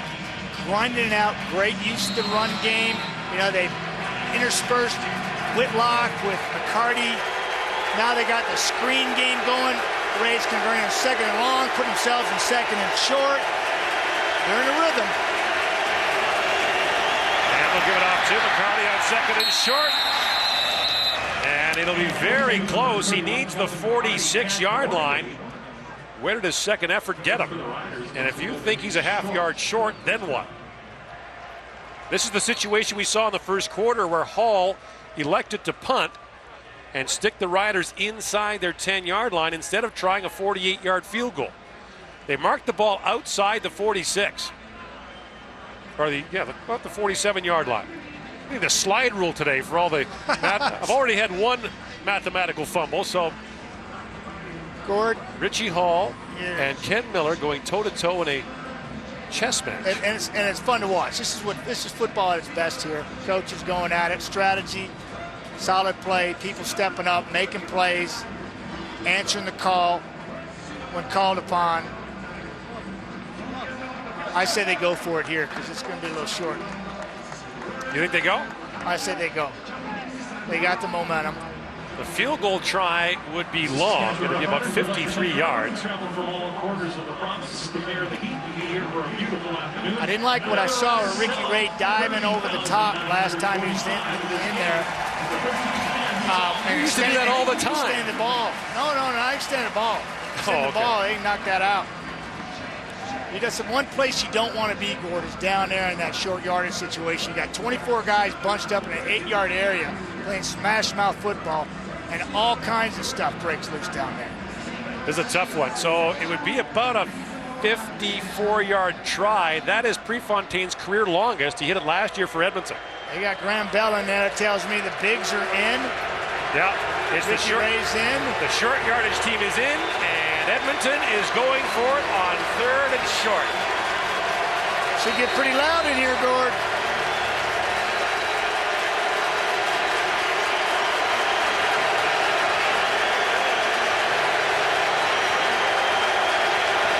Ray straight ahead, and he's got it. Ray Williams was trying to pull him back and throw him to midfield, but Ricky Ray goes straight ahead and gets the first down. And there's more stuff going on at the bottom of that pile that you don't want to know about. Yeah, and you're following number 50. Oh, yeah, Ed. Richie's concerned. Still sweating bullets. Ray knows he's got it. Nice job of that offensive line exploding, doing what they got to do. Ray following Patrick Obongo on the right side of the line there. I'll tell you what, Matt, he didn't get it by much. You don't need to.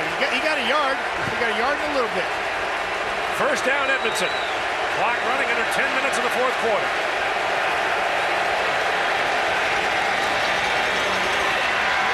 Take it down to Whitlock and swing it out there to Peterson. And Kamau Peterson with the catch. Donovan Alexander the stop.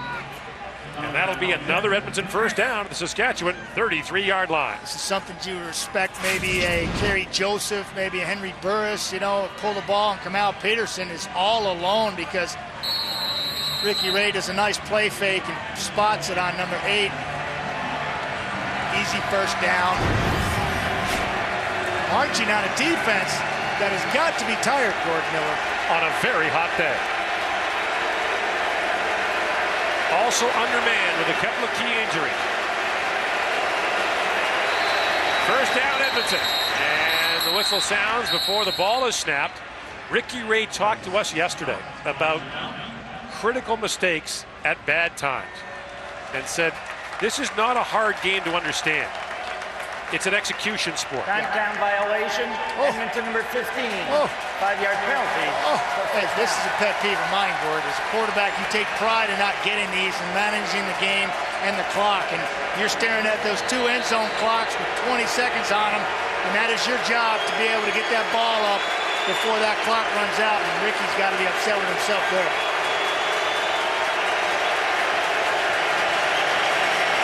First and 15. Ray fires it up. Peterson again with a catch. Gets outside, fights his way close to a first down as he's marked out at the 23-yard line. Lance Frazier pushes him out. But Kamau Peterson may very well have another huge first down. Great play design by the Edmonton Eskimos. They go 4-1 set here. 4-1 to the left of your field, top of your screen. Ray puts it on him, and then people are in great position to make a block. Fred Stamps frees him up, and then Kamau Peterson uses his athletic ability and moves the chains. And I was talking to Kamau before the game, Gord, and he says, I haven't been utilized much, so I'm kind of like, I've been saved. I feel good. He's not nicked. It's early, and it shows there. He's still got a big time jump in his step.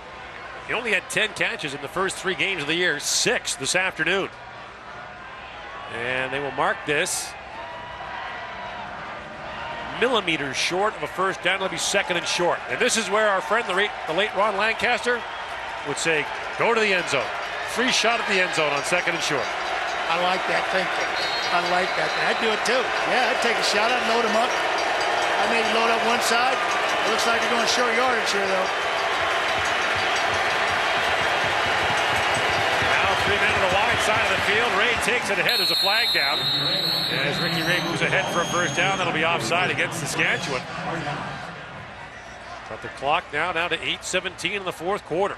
33-32 Saskatchewan. I think may be a good time to tell you, folks, that Ted Cornergate offside. is still... Saskatchewan number 48, 5-yard penalty. First down. Ray Williams called the offside. Ted. And I don't know where this call comes from, but it doesn't look like it is. But needless to say, it's first and 10. Ted Cornergate's in the ballgame. That's good to see because we saw him go down a little earlier, and he is playing for the Saskatchewan defense. And they need him to come up big here. First down from the 18-yard line. And the give goes to Whitlock. Archie Whitlock fights his way across the 10. Touchdown! Archie Whitlock puts Edmonton back on top. Edmonton Eskimos taking a playbook out of the Montreal Alouettes offense and gutting the Saskatchewan defense for big yards on the ground today. And this play is some fine running by the young Archie Whitlock in the middle of the Saskatchewan defense. Nice hold there. Look at that, Matthew Bertrand getting up. Ted Cornergate can't get there. He makes Sean Lucas miss. And it's a stroll of the end zone. Great vision by the young running back, Archie Whitlock. There's a brave Edmonton fan celebrating his team's touchdown. And the third lead change. Edmonton, Matt, has run 47 offensive plays so far in this game. And we've got 7:45 to play in the fourth quarter. There's Rick Warman, the offensive coordinator, once a Saskatchewan Roughrider. So now Edmonton's turn to go for two. Ray takes on play action. He's under pressure. Bags has a beat on him, gets a block, goes to the end zone. It's incomplete. He was looking down there to Whitlock, but Tad Cornegie got in the way. Edmonton's lead is 5. This is our beer. Saskatchewan with the early advantage on turnovers, including an interception return for a touchdown. But then Ricky Ray comes storming back thanks to 129 yards on the ground by the Edmonton Eskimos. And the latest is the touchdown run by R.K. Whitlock.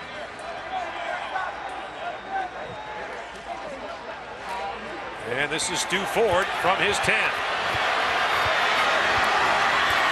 Waits for a block and is collared down the 20-yard line. And look who makes the tackle. It's Kitwana Jones. Let's take you back to the touchdown by R.K. Whitlock. Yeah, here's R.K. Whitlock right here. You're going to watch Matthew Bertrand here, and Joe McGrath, who is over here, lead him up through the hole, and it's gonna happen right over here. Now Bertrand really doesn't block anybody, but what he does is kind of escort him and get in the defender's way, and then with the quickness of R.K. Whitlock, he can scamper away and find the end zone. Huge touchdown for the Eskimos.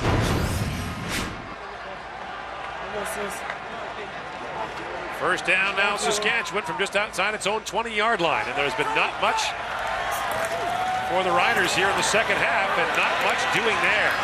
Gates is taken down by Eric Taylor. So we talked earlier about the decision by Richie Hall. How about Ken Miller's decision to give up the safety and give the ball back to Edmonton? They wound up with the ball at midfield, drive it down and score. Yeah, it's that what if that I know a lot of folks watching this game are talking about that could come back to haunt them, and we discussed it. You know, is the field position giving up 10 yards as it turned out big enough to give up those 2 points? Edmonton leads by 5.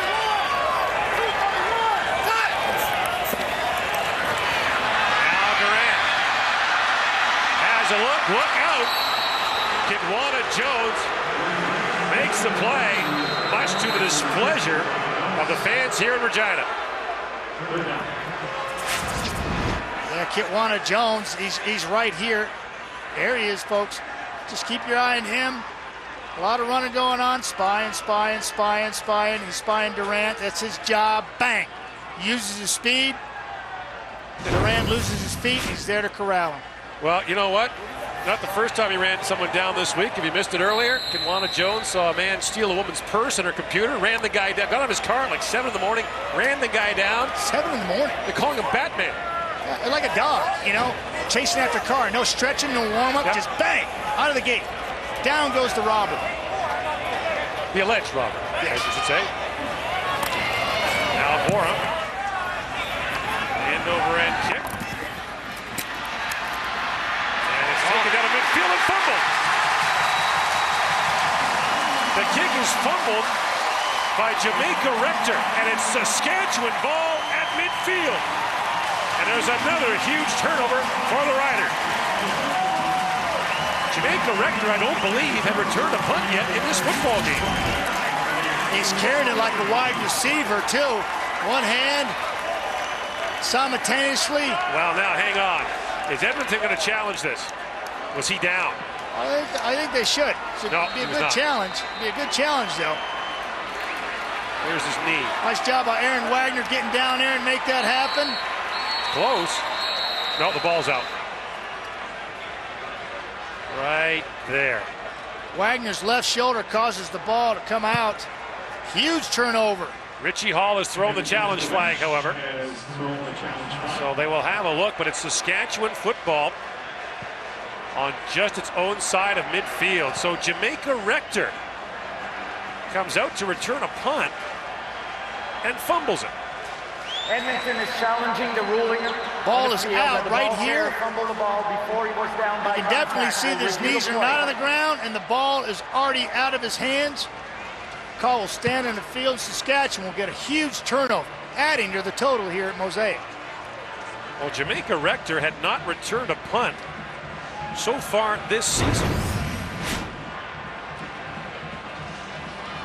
And in fact, last year returned only 6 total. So there's an interesting decision when you've got Tristan Jackson who's taken one back for a touchdown. Yeah, you know. Now we don't know if there's something wrong with Tristan Jackson. I'm looking on the sidelines and I can't see this right now because he's been so dynamic, so effective, producing big chunks of yards for Edmonton special teams today. He took one back for a touchdown. I think this should be relatively easy for Jake Ireland, sitting back in the command center back in Toronto in his lazy boy. Upon review, the ball carrier did fumble the ball prior to his knee being on the ground. Therefore, the ruling of the field stands. Saskatchewan first down. Yeah, that's an easy one for Jake back in the command center. He just pulled back and flipped up his recliner, and his feet are kicked up, and he's watching the game. Week 4. It's a great game. We'll wind up week 4, isn't it? Third turnover by the Eskimos. The first 2 led to touchdown.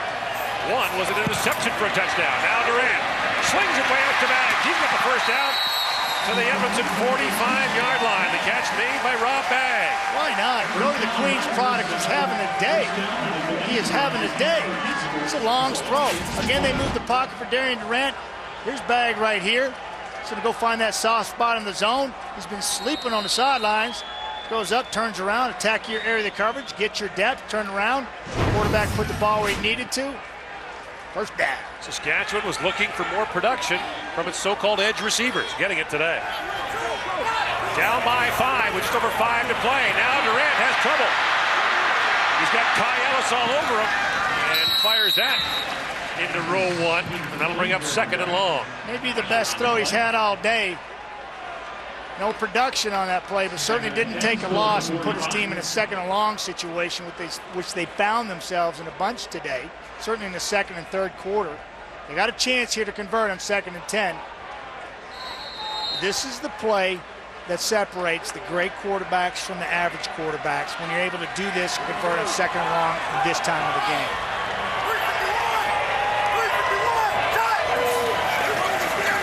Big rush, Durant unloads, and the catch is made by Andy Fantus. First down to the 30-yard line. That's clutch right there by Darian Durant, standing strong, spot in the ball, and his receiver can work back to it. And Andy Fantus does a nice job of securing the ball. Huge first down. Great protection, too. Look at this. Good vision, timing, ball's out. Andy Fantus pushes up to the area of the zone, sits down, stops and pops, secures the football, 2 hands, move the chains.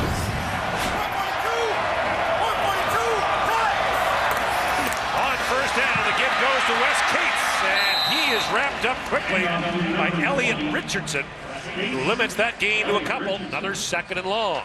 Now you're in field goal range if that's on your mind. You're down 5 with 4 to go. Nice play by Elliot Richardson, young free safety for Edmonton, who's been splitting time with Nugent. Was involved in a play last week that took Buck Pierce out of the football game.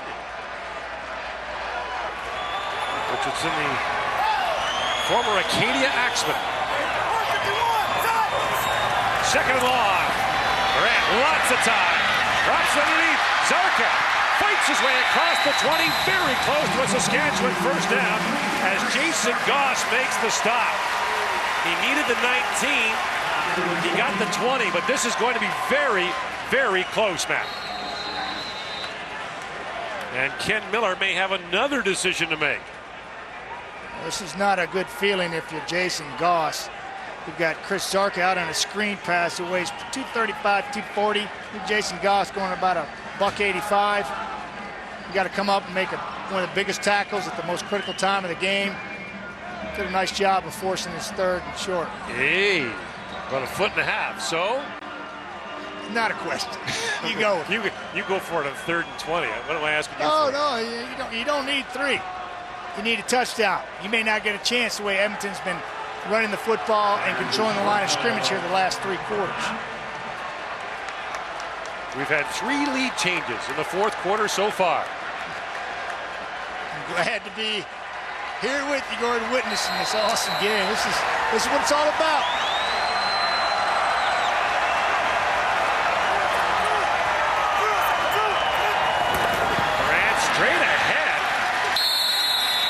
This is going to be close. So pardon me, it's Giles again. Eric Taylor came flying over the pile. I mean, flying over the pile. That was the guys at Submarine, though, that did a really nice job.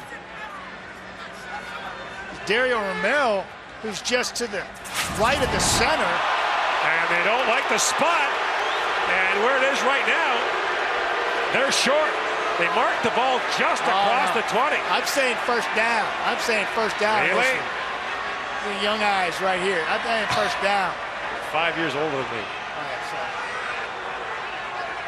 No, sir. Oh! No, sir. Short.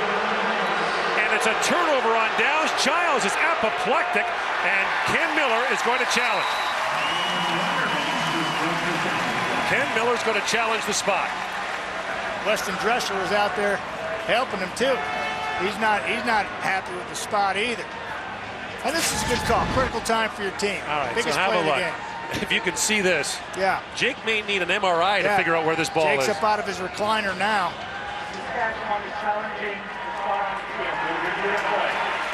It's got to be definitive to overturn it. He moves forward. Oh, you can see the ball there. I don't know. You know, because TJ Hill pulls him back. Where did he get?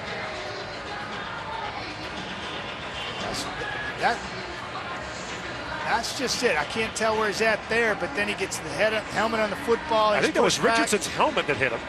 Which doesn't surprise me because you know the kid's got a nose for the football. But it's got to be enough evidence, conclusive evidence, to overturn this. And I'm just not sure. Oof, what a huge moment this is in the football game. Giles comes in on short yardage situations for Saskatchewan. One of those scenarios I don't agree with. We see it effectively used that way in Montreal with Adrian McPherson.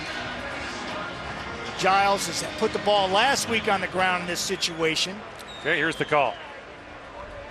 After review, the spot that the official took on the field of play was the correct spot. Saskatchewan with short ball is coming down on loop. First down. Yeah. Poor Jake. He's retired, and they're still booing him. Yeah, well, they're not happy with that call, that's for sure. Well, it's time for this defense to stand up on its head and put its back foot in the ground and make a stop for their own, because they haven't been able to do that for the last 2.5, 3 quarters. So the Eskimos turn it over on the punt return, but Saskatchewan turns it over on downs. And now, final play before the 3-minute warning. The Eskimos have the ball inside their own 20. Now remember, Saskatchewan had to use a first down because the Riders didn't have enough men on the field for a punt.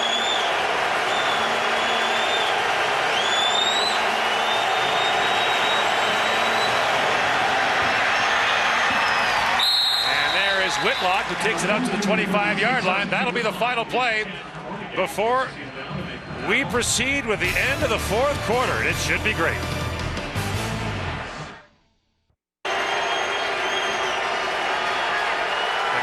Ken Miller on the sidelines. His decision to give up 2 will be questioned because, had he not, Saskatchewan would have been down by 3. Yeah. Might have kicked a field goal, but they turned over on downs. And, yeah, instead of going for 3rd and short, you kick the field goal, tie the game. It's 36-36, right? Now it's 2nd and 5, and the Saskatchewan defense with 2:41 to go is facing a big play. These two rivals, huh? You gotta love it. Stevie Baggs fired up. So are they. I think Baggs is feeding off this energy from the Mosaic crowd and the Rider Nation.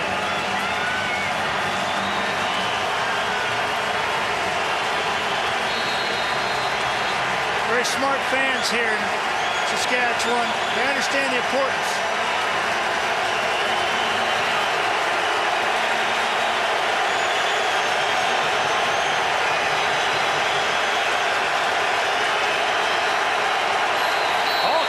Flags.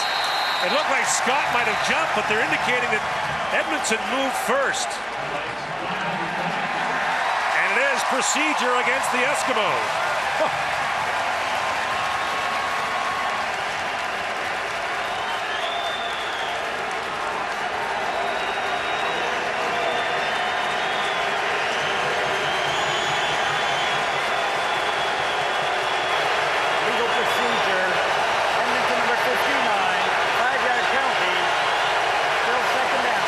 tackle Calvin Armstrong. The difference between second and medium and second and long, we're going to see it on this play.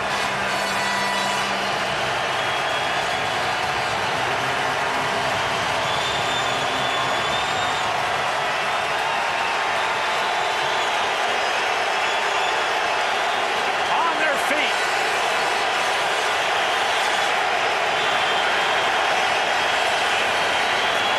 Ray gives it off with a draw. And Whitlock is wrapped up. Ray Williams stops him in his track. And the Edmonton Eskimos will be forced to punt with 2:16 to go in the fourth. Wow. Wow. Now there's a play that you can criticize and talk about and chew on for a while. You've got one of the best quarterbacks in the league ever to suit up in an Eskimo uniform, besides the great Warren Moon, Tom Wilkes, well, there's a list, a long list. But, and you hand the ball off to R.Q. Whitlock on a draw on 2nd and 10. A lot of people will be talking about that play right there. And look who's back to return the kick. Nate Hurd takes it on the bounce at his 40. Gets a couple pushed out of bounds at the 47. Saskatchewan will start there with 1:58 to go. This is the time of the game that you live for as a quarterback. And we remind you that there's lots more to come today on TSN as soon as we're done here. Sports Center coming up. It has been a day of great drama. There has been some tragedy in motorsport. We'll have more on that.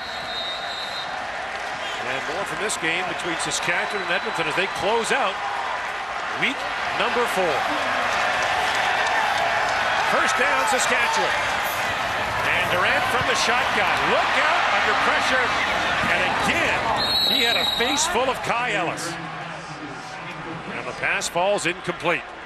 He may have 18 completions on the day, but there's going to be no more important completions than the one he'll have on this drive here in the 2nd and 10 situation.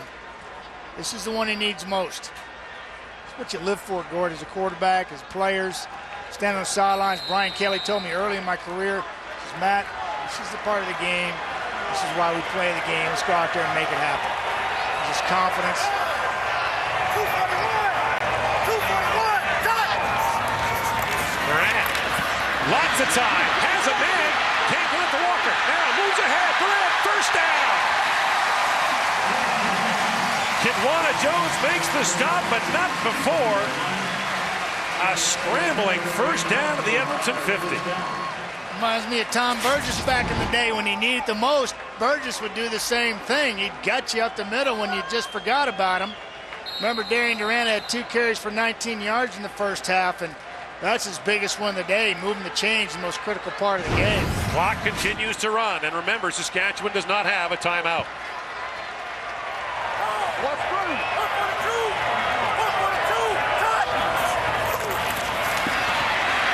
Swings it out, the pass is incomplete. He was looking there to Rob Bagg again, 2nd and long. And the clock stops at 1:22.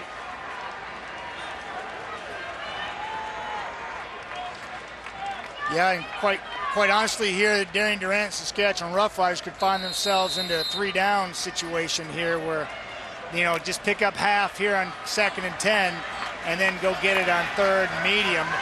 They don't need to get it all here if, in fact, that's the mindset they have offensively.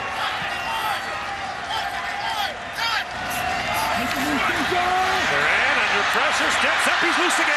But this time he stops short, gets to the 43, where Maurice Lloyd brings him down. That will bring up 3rd and about 3, and the clock will start running when the ball is spotted.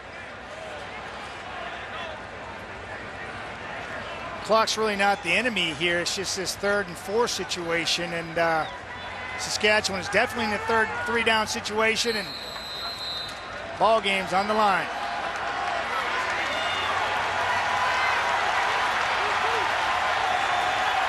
Richie Hall and defensive coordinator Jim Daly talking over. Here he goes, 3rd and 4. Durant swings it underneath, first down. Weston Dressler. Nice play design by Saskatchewan there.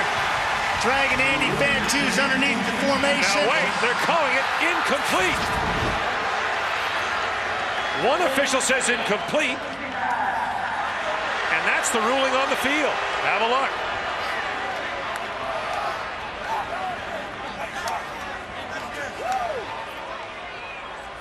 Did he make the catch? They're ruling no catch on the field.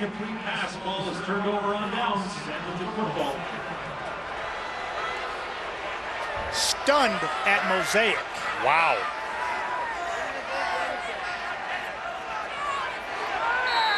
Had it, and it slipped out. And they just saw the replay here.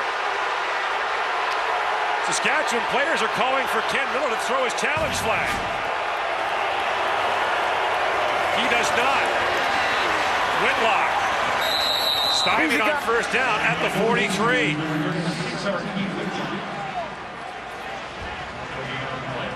But of course he challenged the spot on the first down.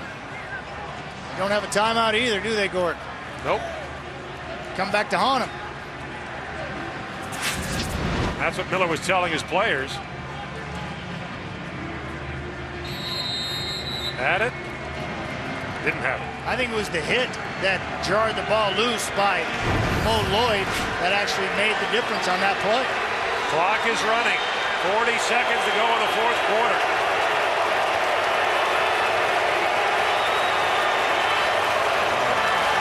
This is Whitlock. Stopped at the 47.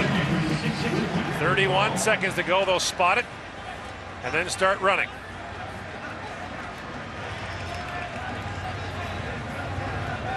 So the Edmonton Eskimos, who were booed off the field last week at Commonwealth, embarrassed by the BC Lions a week after they were embarrassed in Montreal, come here to Saskatchewan, fall behind 22-0 early.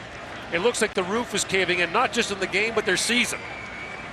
I don't know if you can dig yourself a bigger hole than what the Eskimos did in the last 2 weeks.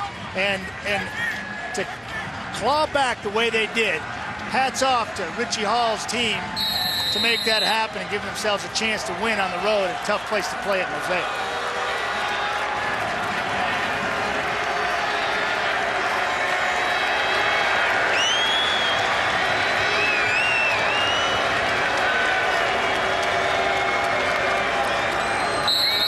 So now the Eskimos will use their timeout with 12 seconds left.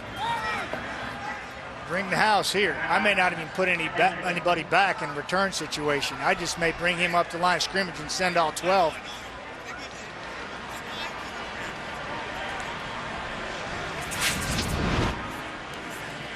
Here's the ball right here.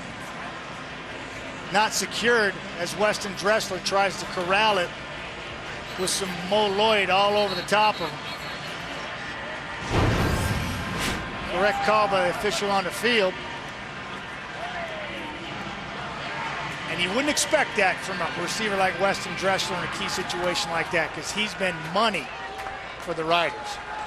What a day for Richie Hall to come back to Saskatchewan. The heroes welcome when he came out. And now pour him back.